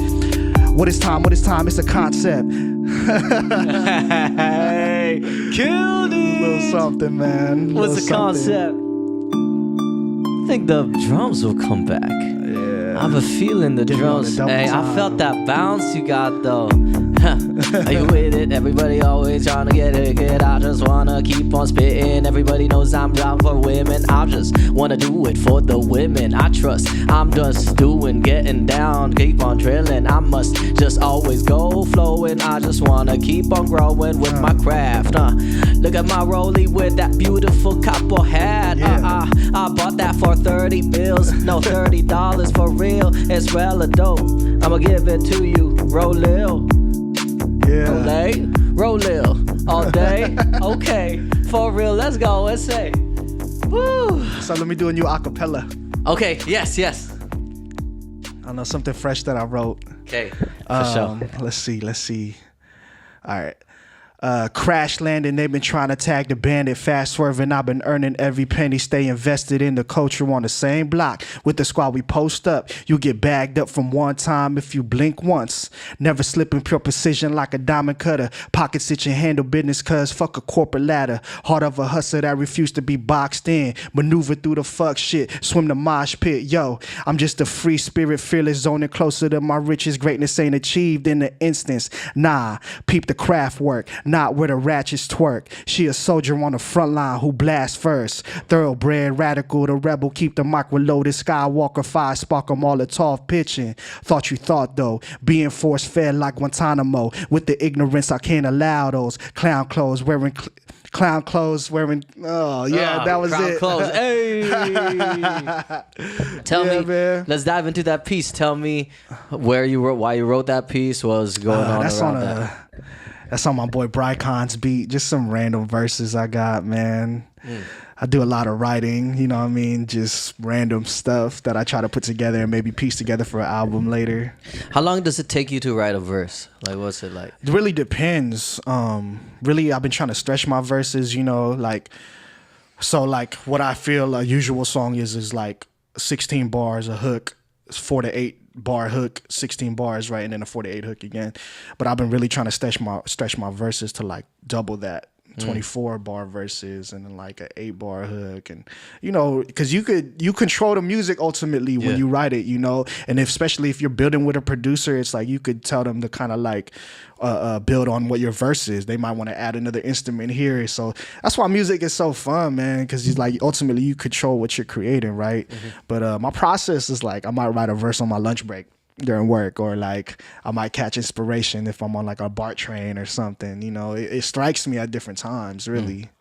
But then you said you're a perfectionist. Do you go do a lot of edits and all that? Yeah, so like revision to me has been like really key too, like in terms of like if it's a conceptual song, like okay, like kind of stay on like what you're talking about and not kind of wander off, you know, because it's easy to write bars, right? But it's like if you're really trying to say something, it's like are you like making sure that the message vibrates the right way, you know? How do you decide on like, yo, all right, this is it? This is dope. If the flow is there and like the message is banging and just like, you know, sometimes I might build off a chorus too. If the chorus is like, yo, that's the one, you know, you kind of know, you know what I mean? If I'm in the lab with Ray, it's just like we both like look at each other after a verse is done, like, yo, that's like we using that for something, you know? So it's just like it's energy, it's chemistry with the song, you know, how you build it. And then it's like that final feeling of like, okay. Yeah. Have you had pieces where you're like, oh, it's just not done yet? Like, I've had pieces where I'm just like, yo, that's the one. And then I bump it like a week later, I'm like, yo, that's hella whack. True. Yeah. But like I said, man, like, you know what I mean? It's like a feeling, you know, to complete a song is a beautiful thing too. You know what I mean? It's like such a process. I feel like you're like carving yourself when you're doing music, you know what I mean?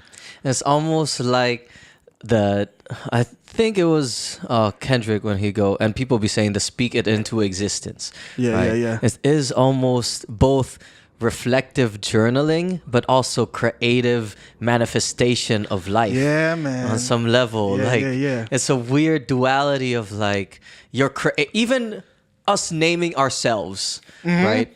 There's something powerful there and something that is manifesting just by naming ourselves Patience or Ro3lay or by going KuyaChris, right? Yeah.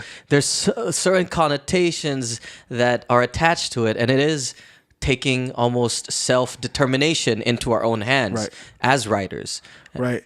Yeah, you know, it's like the way I write too, it's like I always wonder, like, okay, is this the paper trail that I want to leave from my unborn seed? You know? Like, will my kid bump this one day and be like, yo, my dad was like crazy, you know, or like he was really going through it, you know, because like to relate back, it's like I read some of my mom's poetry. I'm like, yo, like that's some very painful time and some trauma that you wrote on this page. Like, thank you for sharing that jewel, you know, because like, yeah, it is important to have a message. But what I'm also learning lately is like, man, is it relatable to the youth? Hip hop is very youth culture, you know, like you ask like any 17, 18-year-old, it's like they don't know like too much about KRS. They might know the name. They might know Rakim's name. You know what I mean? They might know Run DMC, but you ask them about like, you know, what's that new Drake album called? You know, they're on it. So it's kind of like you got to have, I feel like, an equilibrium of being entertaining and also staying true to your guns about your message. And if you could kind of find a formula to bend both, like you probably got some magic, you know. Some people, it's like, I don't want to compromise my sound and I just want to say my message, which is fine too, because there's no exact formula how to do music, right? It's really just what your goal and purpose is with being an artist or not having a purpose even. What is yours? Me, it's just like, I think I've just always been a fan of the music, make dope music. You know what I mean? I love some of my songs that I could bump in the car and just like slap something and not totally be critical of what the message is. Yeah. And then sometimes I'll be in my headphones, I'll be like, man, like that song was from my mom. That shit's dope. You know what I mean? Like different feels all the time, man. It's different feels all the time. But just make dope stuff though. You know, at the end of the day, it's like keep it dope. I think that connects to. I like the title of the track, "Freedom Rider." Yeah. Right. Yeah, Playing, yeah, I guess, yeah. on a Freedom Rider. Yeah, right? yeah. And then riding your freedom out. Right. Right. And then what actually got me in that one was like the two parts was instead of going ham on Instagram, right, on all that stuff, right, spread awareness, right, Yeah. taking the initiative, but also was your stance of you're painting the picture of you taking the flag, taking a lighter, and Yeah, burning yeah. it. Right, and that's a powerful image, Right. but it's also very interesting. And I like asking for like getting the perspective because you were born here, Yeah. right? Like, Yeah. where do you stand? How come you've developed that perspective of like I discontent? was worried about that line because I didn't want to come from like an anarchist like standpoint, really. But that is just like it's just imagery, and it's just me and my frustration with just the country. You know what I mean? Like I feel like we all go through that. You know, just how to sustain myself in this wicked economy. How am I going to survive? And you know, people are feeling it on a national scale. So I think that rooted from my frustration with just how things are going in society. You know what I mean? It is a powerful image, and it is interesting that you have like being born here in the U.S., right? Having that discontent, Yeah. right? Even though you are American, Right. but you also have intertwined it with a perspective of being Filipino, Right. and We stand on the shoulders of our ancestors, you know, like I recognize my privilege being an American, and I also recognize the have-nots, you know what I'm saying? So like me being out here, obviously being raised out here, it's like I'm blessed, man, you know, like I was never hungry. You know, I had a whole bunch of freedom, you know what I mean? But I just also recognize just like what it takes for people to live out here, you know. So that's the huge I think reflection if you came from an immigrant family to understand that, you know, and have knowledge of that, educate yourself of, you know, why things are the way they are, why you were raised, you know, your mom always had food in the fridge, that she was always working. You know, ask yourself these things, you know, because it's very important you'll understand a little bit more of like your roots, your identity, right? do you think going back to the Philippines, like that first time, or even again, you said with your partner, has it shifted the way that you view America once you've come back here? For sure. Like I see like, you know, in the rural areas, you know, my family, it's like they're not like totally struggling, but I could see it's like, you know, mahirap, like their life is like, it's hard. And I definitely appreciate like, you know, what my home is, but I also feel like a sense of connection to them, and I want to help them, you know what I mean? And it's like whatever I could do, if it's even just coming back as much as I can and sharing that story and preserving what our story is collectively, like I feel like that's like my connection, that's the bridge, you know? But also like having my friends who are Filipinos per se, like Ray and Bon, and you know what I mean, those guys like really taught me a lot about like identity too, you know what I mean? Those are like my older brothers. So if that trip happens where we're all out there, it's like it's gonna create like, you know, a different layer of like my pilgrimage back home. But going back home definitely like, man, it opened my eyes, you know what I mean, to a lot. You need to get that balot. Did you get some of that Man, balot? I need some of that balot, need some of that The isal, bro. Oh Did you my get some of the God. street food? Yeah, when you were there? A Bicol Express, man. Oh yeah, man. Especially as Bicolano, You know, bro. You know? But I think it'll be dope, man. You're gonna be with your mama, Yeah. like in the Philippines and all that. Yeah, she's gonna touch down a different time, and I told her I'd meet her in Bicol, so hopefully like, you know, it'll be a nice like family portrait. You know, I want to take pictures, you know, I want to print them and give it to them, you know, all of that. So in your last one of the later on tracks, actually, I had a question because I like how we're talking about rap, and then you actually said you rap for preservation, right? In quick hands, right? Yeah. And then I like that concept of just this is our kind of legacy as artists and all. And I was actually thinking about this being in an academic space, right? And then you have all these research papers where you write, you research this person said this, and Sax said this, and you summarize their shit. And I was really thinking, yo, hip hop is like the academia. If you really understand the game and the references people have within their songs and the legacy of the other artists that came before, it is like its own research paper Right. and its legacy in terms of chronicling a part of someone's life and sure. in this moment in time, right? And I think that really points to the importance of understanding this music and putting it out and supporting it, because this is our own space to exist and thrive and preserve ourselves, right? Yeah. What you mentioned in there though was you're talking about ayahuasca.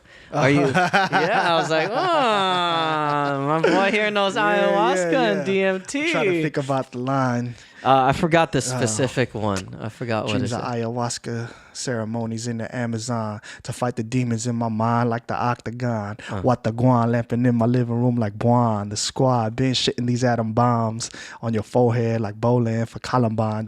Yeah, it's just a lot of layers to that verse. Like ayahuasca ceremonies, you know, just being random searching for stuff. You know, it's like I heard a lot of people are getting healing from that. You know what I mean? Shamans in South America, Peru specifically. And that was just like a line, like, you know, I thought like it was quirky, like to fight the demons in my mind, like the octagon, like UFC, you know what I mean? Yeah. Thank you though for catching that line, man, because it just trips me out sometimes because I don't trip like the things that I've said. Just like, oh, wow, like that was a very like, you know, first of all, it's like a metaphor, right? And it's just like you're painting that image, and it could be taken for something else. But ayahuasca is like, for me, it's like it's healing. Yeah, you know, it's healing, and people seek it as healing. Yep, you know what I mean? So it's just like I wanted to paint that out there, just like, you know, people are using that. You know what I mean? do you seek it? Would you be open to Me doing one an of those ayahuasca trips? ceremony? Yeah. Hell yeah. I'd be kind of scared though. But Hell yeah, of course. nah, but yeah, no, I'm hella open to it. You know. I'm open to it, man. I'm actually really into like more Eastern ways of healing, like acupuncture and all plant that. medicine. Yeah, man. Yeah, I'm with that too. And I think it also just caught me because I've been reading about it for a while. And then just this last semester, I met this lady who spent a year in Colombia helping with ayahuasca ceremonies, but doing a lot of her own trips, and it's very self-reflective, very almost just deconstructing your own issues. And it was a trip, and she did it with her mama and her pops and her brothers, and it was her mama who first initiated it and was like, at first they were like, what is mom doing, like going to like Colombia and Peru and all that. That's crazy. Yeah. And then she just invited her kids over, and this lady did it for like a year there. She just took a year off from school and was just like really diving into introspection. Entered the portal. Into the portal of like being in another world at times, and communicating with the plant. It's these esoteric ideas of you're just hallucinating, man. You're just high, right? You could say that. Yeah. But when you get the experience, at least from their perspective of the good that they've gotten out of it, a lot of it is consistently positive, and we've seen more awakening. Positive outlooks from it. You know, that's crazy. Yeah, places like Colombia, Peru, Brazil, you know, have real shamans. You know, people go through their ceremonies. They stay out there for days, and some people find themselves. You know, so I'm totally for that. If like all these pill popping and your doctor's recommending too many pills on you, all that. Like if that's not working, like of course do the research, find your own way of healing. You know what I mean? I'm all about like, you know, like this whole marijuana thing coming into effect for San Francisco, the law passing. It's like, you know, people need that, you know what I mean? So, because not everybody wants to go to the doctor and, you know, be prescribed something, and then it's just like, it leads to more pills ultimately, you know? So it's big business, big pharma business, you know? So we just got to take it upon ourselves to find out what really works for us, you know? Is that plant medicine is what they do call it, and I really believe in it. Like I've gotten a lot of good from those introspective trips, which are kind of scary at times. Yeah, like and then you come out of like having reflections of like, yo, why am I doing this? Why am I like? You see the unhealthy patterns in your own life. Right. That it's crazy that you were living them out. But then it takes some third person perspective sometimes, and these plant medicines at times can get you that third person perspective. For sure. But I mean, you can't do it with journaling too and stuff like other ways, meditation and stuff. You just got to be with the right people too, Yeah. man, if you're going to experiment, Yeah. I don't know how some people go there by themselves and really do that. I mean, more power to them, but man, that's real crazy. It's scary. It's scary. Yeah. I'd be like, hey, cousin, you want to go? Just kidding, tita. I'm not bad influence. Sorry. Maybe me, though. Well, word. So just I want to actually bring to one of my favorite songs is All Day on the track, right? Man. Y'all kill it, bro. Thanks, with bro. that, with Buon too. Yeah. I want to ask, how is your process of collaborating with other artists specifically? I want to collaborate with more artists. It's just like I feel like as I get older, schedules are more crazy. It's like they don't land in terms of intertwining, but it's like I would love to collaborate with more artists. With Buon specifically, it's like it's been a long time coming. I respect that dude in terms of a lyricist. He's like one of my favorite MCs. You know what I mean? And I've been blessed like with him and Ray. It's like we connect outside of the music. So when we do create music, I feel like it's a very special offering. All Day is, man, that's like one of my favorite songs ever, just because it's feel good. Yeah. It gets the crowd going. We're doing a visual for it. We're working on a visual for it, so it's expected to drop sometime in January. Hey, dope. That'll be dope. So, yeah, we're supposed to be doing like a 6-7 song EP. Me, Ray, and really? Buon. Yeah. Hey. Exclusive. Hey, drop exclusive announcement. Soon to be released, 6 to 7 episodes. You heard it here first at the Filipino Garage. DJ Clue. Hey, that'll be dope, man. Yeah. Watch the upuan. Yo, Hey. we might have to do that. Hey, I feel it. But, Josh, Buon, man, that fool, really, he is like a really good writer. He pushes my pen too. Yeah. Whenever I see him in the bars he spits, that fool's a deadly freestyler as well. He be going in, and I feel like he's hella slept on. Yeah. He's hella underappreciated. Let me say that right now, man. My boy Buon is like a real spitter, man. I respect that fool to the fullest. Him and Ray are like my older bros too, it's very family within our circle, Yeah. Kapwa tribe is like really on some different type vibe with that. But All Day, we thought it was a perfect closer for that album, and it kind of transitions into more of the music that you will see coming out of the squad, in terms of that vibe, very upbeat, focused on bars, So, dope, man. Thanks for sharing. I really fucking vibe with the story and the concept behind Native Immigrant, and then the delivery, the just putting it out there, and then seeing the process, right? Yeah, man. It's pretty dope to see. Yeah. Very inspiring Thank you, to see, Appreciate that. And I think and it's been something I've been saying for a while, we need more people who look like us doing shit in different aspects, right? Of course, as nurses, as doctors, in the professional fields, right, as lawyers, but also as professional musicians and artists, creatives, and having this so that those young not young, even me, right? Just so I can envision myself that shit is possible. Yeah. And it's very important to have those. Yeah. That shit is the Kapwa shit. Yeah, man. Right? If you really think about it. Kapwa state of mind. Yes.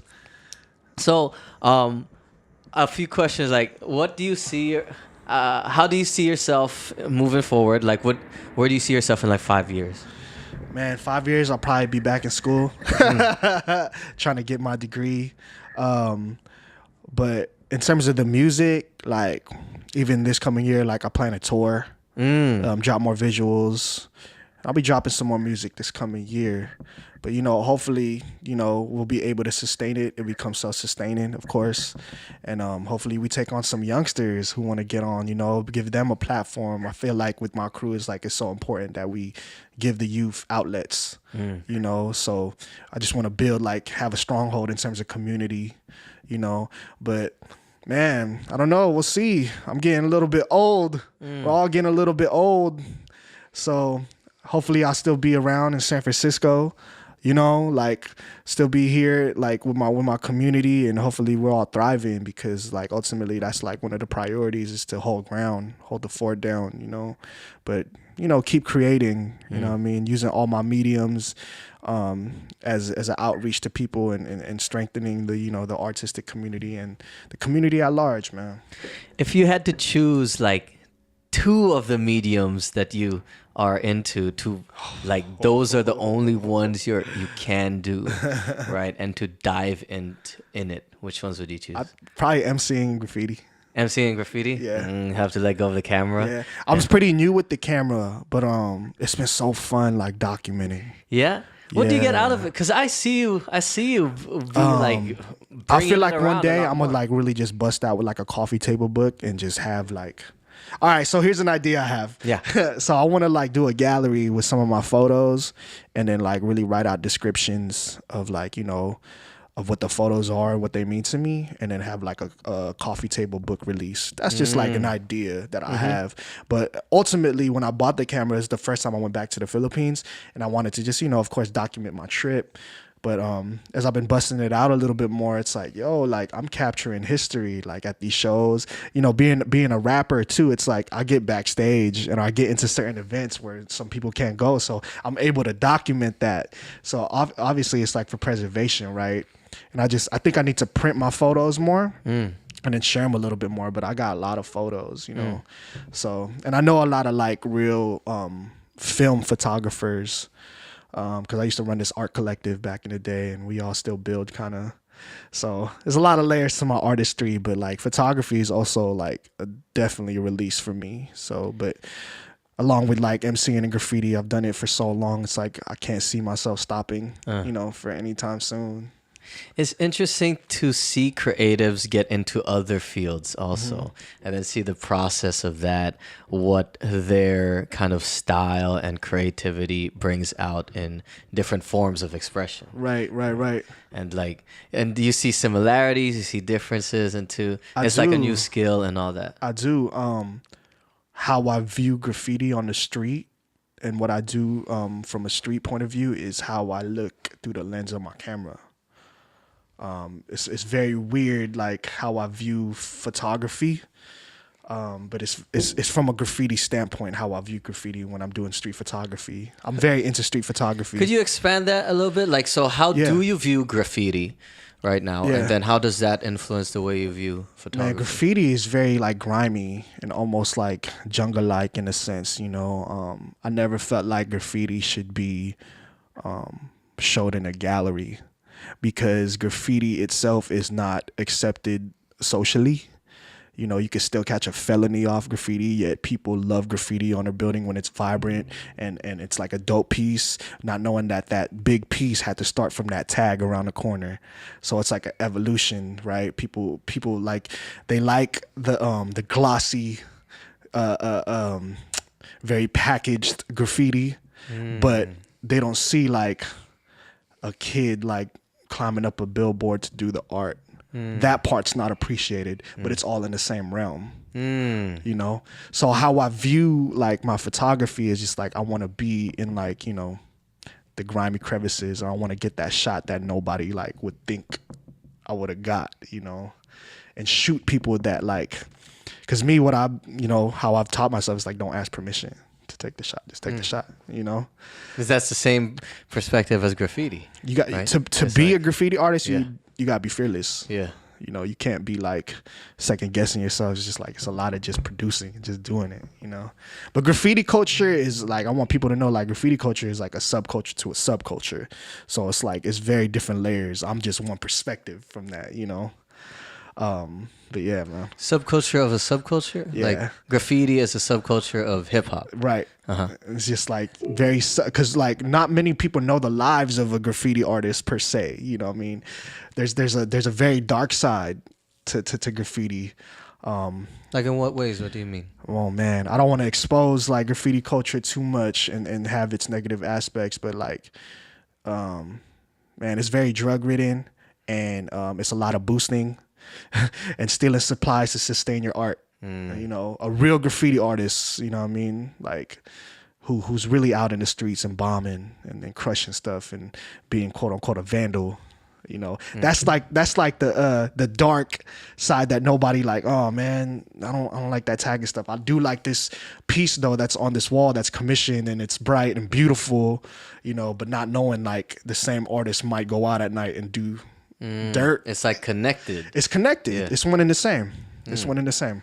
I like where you were pointing out that this big piece, right, is connected to just that very simple tag that with one black marker that you're like, initially you're just, oh, what is this ugly, like it's just graffiti, quote unquote. It's just tagging, right? But at the same time, that's part of even the progression and the growth to this beautiful commission piece. And of course, it's like I said, it's not socially accepted. Most people don't understand that aspect of the culture. You know, like I said, they want like the packaged, beautiful canvas art or like the commissioned wall, but it's just like that person to get that good. You know, any true artist in graffiti, to get that good, they had to go through certain levels, right? They had to learn how to tag. They had to do that, like that sketch a million times. They had to go practice it somewhere illegally that you would never saw to get that good. So it's like, it's layers.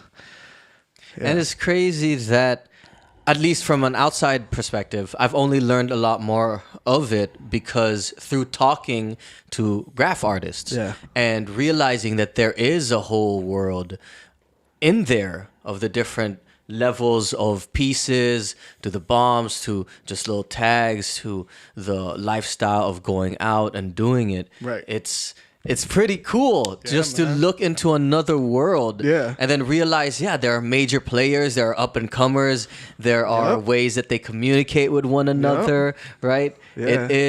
It's another pill to take, right? It's as old as like ancient scrolls, man. What I always say, if you go to a city and there's no graffiti on the walls, it's not a good look. Because when everything's super clean, that means it's like they're trying to contain that community. Graffiti is like, man, that's the voice. It's a voice for the youth too, you know. So it's like ultimately, you might see it as vandalism, but ultimately that's a kid expressing himself as well. You know. That is interesting to think about, right? Of like, if it is super clean, then there's just no... it's a danger zone. You know Damn. what I mean? It means like that area is trying to silence the people in a way, you know? It just made me think of like movies like Stepford Wives, where it's all like perfect suburbs, everything clean, but underneath they're all robots, right? And all that, right? Fucking deep ass scary shit. Yeah, bro. man. For sure. To start closing out, I like to ask, what are 3 pieces of advice that you would give to your younger self or a younger Filipino who maybe in the context of being a creative or who initially did not have that deep connection to the Philippines or understanding their family's history, but wants to learn maybe or struggling going through music or creativity and all that? One, do the research, educate yourself, know about yourself. If you do have a medium that you're interested in or looking into getting into, practice it daily. You know what I mean? And use it as a voice, an extension of yourself, you know? So 1 was do the research, educate yourself. 2 is like build with the like-minded. You know what I mean? Find those people, whether it be family members or people at your school, friends, you know, you might pull into being a creative. Like, you never know who you're going to influence because you're sharing, you know? That's super important. Find that community. And then 3, stay true to yourself. Be humble. Dig deep in terms of roots, you know what I mean? And always like ask yourself, man, am I being a disservice or a service to the people? Right? I feel like that's very introspective. As you get older, you'll develop that sense of knowledge. But being true to yourself, you know what I mean? If I could ask, how did you find your community over the years? Like, because sometimes that's hard to do. Like, where do I look? Right. Graffiti had a very big influence on me younger, bombing and doing illegal activities. But like, Allegedly. allegedly. But like getting in contact with different artists in that sense, going out to paint and like, just like different writing workshops at school. I might be somebody that I know to this day that was in that program, and just like I said, just constantly creating. And I feel like if you put that energy out into the universe, it's going to come back to you, right? So, yeah. When you say writing workshop, was that at City or did you do other programs? I did more open mics. So like stuff like that, like me, and then I organized a couple open mics. So I was like in an art collective back in the day called Inks of Truth. And we were just like San Francisco? Yeah, we were just a group of like graffiti artists, me being an MC. There was different photographers in there, graphic designers, and we all kind of like, we first started organizing open mic events, and then we started organizing galleries. So we like transitioned and got bigger, and then now everybody's kind of doing their own thing. But like that's like some of my roots in terms of like how I built the community around me per se, a creative community. And a lot of it was through putting the events out, and organizing and all that. Networking. A lot of word of mouth stuff on the streets, putting up flyers, putting up posters. I'm like, do people still do that, or do we just promote online now? Because I came from that, like I said, being from the Bay Area, being independent out the trunk per se. I remember like my first album, like I would be in front of Rasputin's downtown with some headphones and be like, yo, check this out. That was like my first bits of like hustling my music.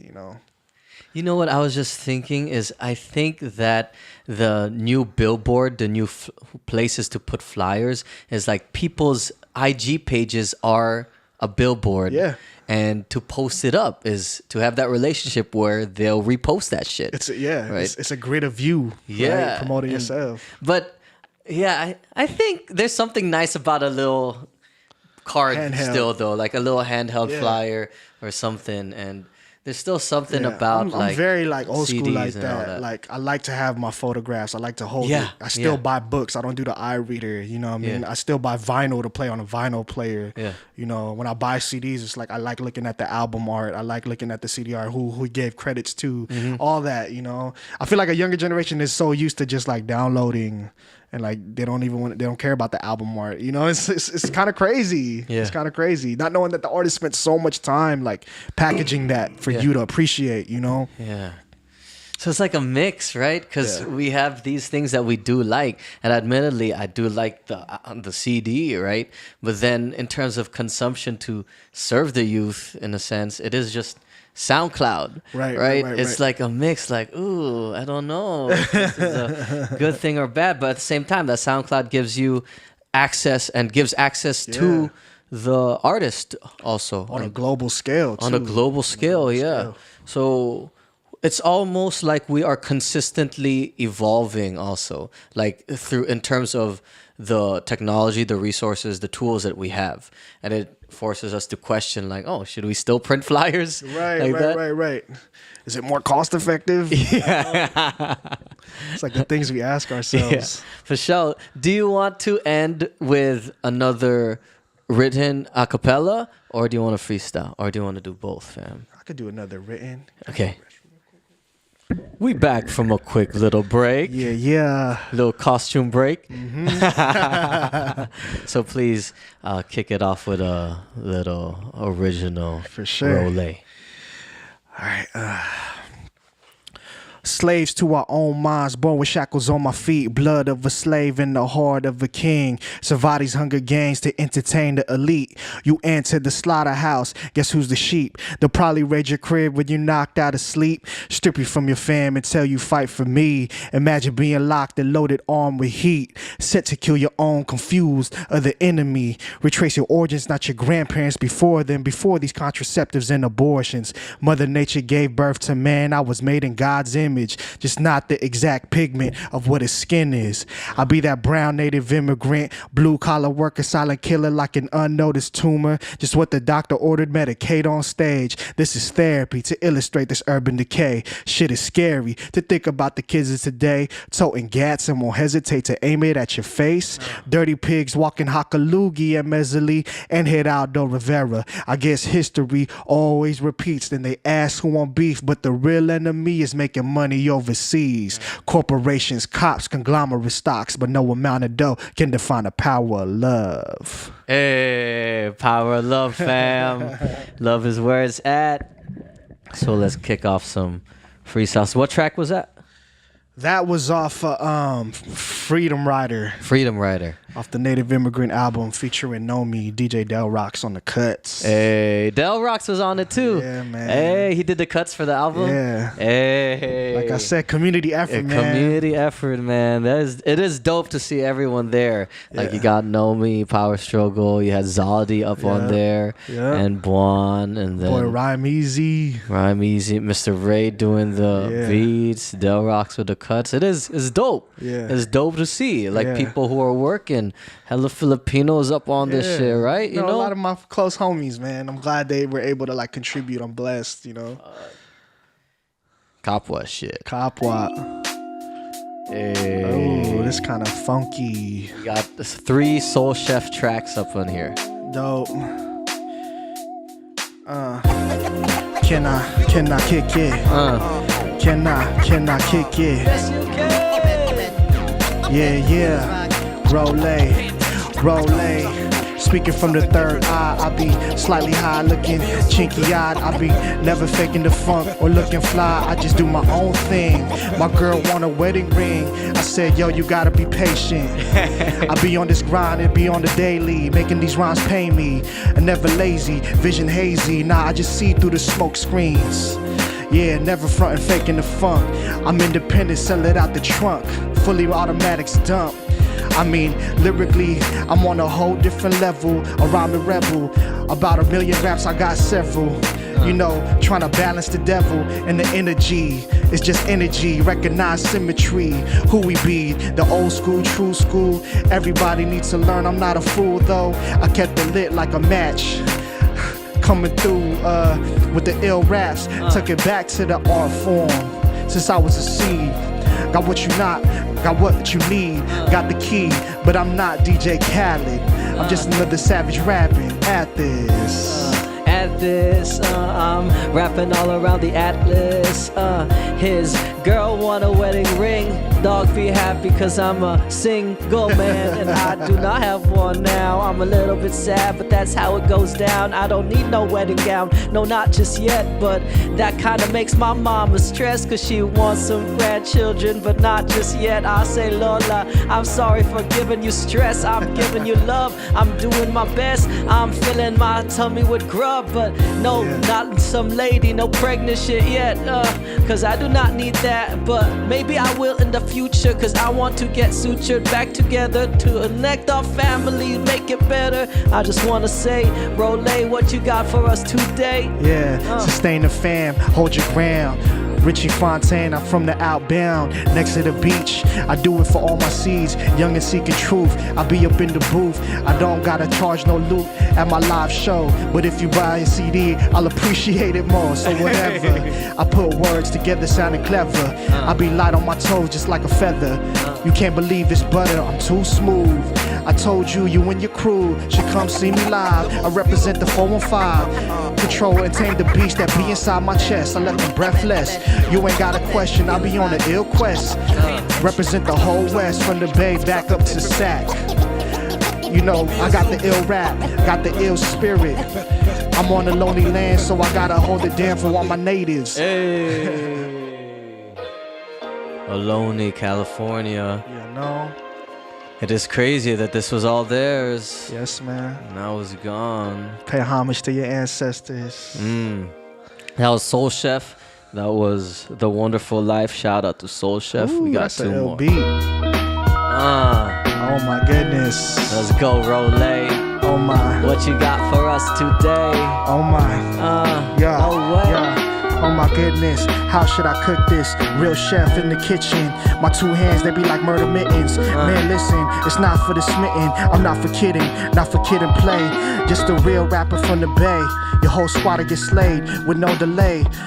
Build and maintain the community and know your history, study your roots. I'm still cruising in the same old school, damn Mission 24th. You know, me and my city kids posted on the porch, looking out a window for a techie. Man, on this rap style, man, don't tempt me. Life is quite crazy. Gotta get up off the couch till you make some dollars. Half my generation won't see tomorrow. And bullets ring through your melon hollow. Yeah, not the Apollo, not an amateur. My style you can't duplicate. Represent the Golden Gate. Yeah, it's heaven sent. Represent benevolent on my crew. Benevolent, what about you? I'm just trying to find the truth. This is me right here, I'm picking some tooth just so I can get it clean. What you doing today? I'm never mean, I'm just trying to say I'm staying in my lane. I'm using my brain to make musically melodies just fit into this. Let me try to tame my own vices. I'm giving you advice and maybe I can try, maybe 2 times or thrice. And sometimes I fail, but I don't learn. No, I do win, no, I do earn. Another way for me to get darker, my skin gets burned. This is how the world one day works and turns. But maybe I will use a noun and a verb to tell Ro3lay, now it is your turn. Now it's my turn, sitting on Saturn. Drop bars from Pluto. You know, I got the brain food though, to medicate your soul, bro. I be on my 10 toes, strolling down any block, yo, I'm good. Half the youth is misunderstood. So what's good? Light up a backwood, let's get high. Soar your wings, you can fly, if you believe it, but not R. Kelly. I roll with Dregs and Telly since my younger days. I'm out the park just like Willie Mays, and still bumping in the trunk. So you know, like, kept it bumping like a fully when it dumped. I never crunk, I'm not from the south. You heard the word of mouth, the kid is dope. Get your third eye poke. I'm old school like a gold chain donkey rope. On my chest, I hold it down. There is no such thing as one crown, cause we all kings and queens. I mean, if you believe it to be. So what's the key? Unlocking all secrets in life. Be precise. I don't know. Be precise. Be precise. We can go all night. Ro3lay about to get on to the next verse and close this episode on right. Shout out to Soul Chef. Shout out to Soul Chef. Mama ain't raised no fool. What you doing? Are you just a corporate tool? How you helping the hood and those around you? It sound easy, but there's many steps and many levels you must pass. I used to cut class, we used to puff grass, and mind my own ass. Nah, I'm just sitting on the curve. You know, in life there's many lessons to learn, so be optimistic, learn your lessons, and build with your sisters, build with your brethren. Hold the family down at all times, when unified, cause we all under the same grind, under the same umbrella. You know, ain't no other thing that I could tell you. You gotta learn it for yourself. Look in the mirror, check your mental health, and understand that first. My CD hot up off the shelf. The native immigrant is out now, and kiss the sky. You know I tiptoe clouds when I hop up on the microphone in any given moment. This last moment, nah, you can't hold it forever. So do better and do more. Of course, I take cosmic trips through your mind's corridors, and I'm lucky like a 4-leaf clover. I'm really sober, but you know I got the chills and make you say bird. The picture blurred, so what's the word? What's the verb? I'm on a different flight, man. I'm on a different curve, a different block, a different set. Your squad get suplexed, so come correct. You know you can't dupe me, you can't duplicate the golden child from the Golden Gate. Frisco soil, it's in my body to hold down my own. To come through that whack stuff I can't condone. How these homeless ain't got no homes. You need about 1,000 clones to even come close. You still rapping about the type of clothes that you wear? Man, you looking kinda scared. My illest raps, man, there is no comparison. No comparison. If you don't listen to his music, it's a sin. I hope you drink some lumber, no, not some gin. I just wanna get drunk, no, I do not, cause I just stopped over there. Sometimes I need to check myself. Sometimes I need some help, so I call on a brother for some of that advice. Mister REY, yeah, he can make you laugh all night and throws on some beats and one with them raps. Damn shit, I just think my verses are crap when I look at others, but nah, that's not how it is, brother. Gotta learn, be inspired, gotta earn your stripes and do it all night. That's all, it's all tight. Ro3lay. Hey. Yeah, right on, bro. Salamat for coming on, brother. Thank you, man, for how having can me. people get in touch with you? So all my social media is the same. It's at Ro3lay. That's Ro3lay. The Native Immigrant album out is now on all digital platforms: Spotify, Apple Music, Amazon, Google Play, Bandcamp. Check my SoundCloud. Once again, it's at Ro3lay. More music coming soon. I got a tour coming up in March. We got the all-day video dropping in January. Be on the lookout, featuring my boy Bwan.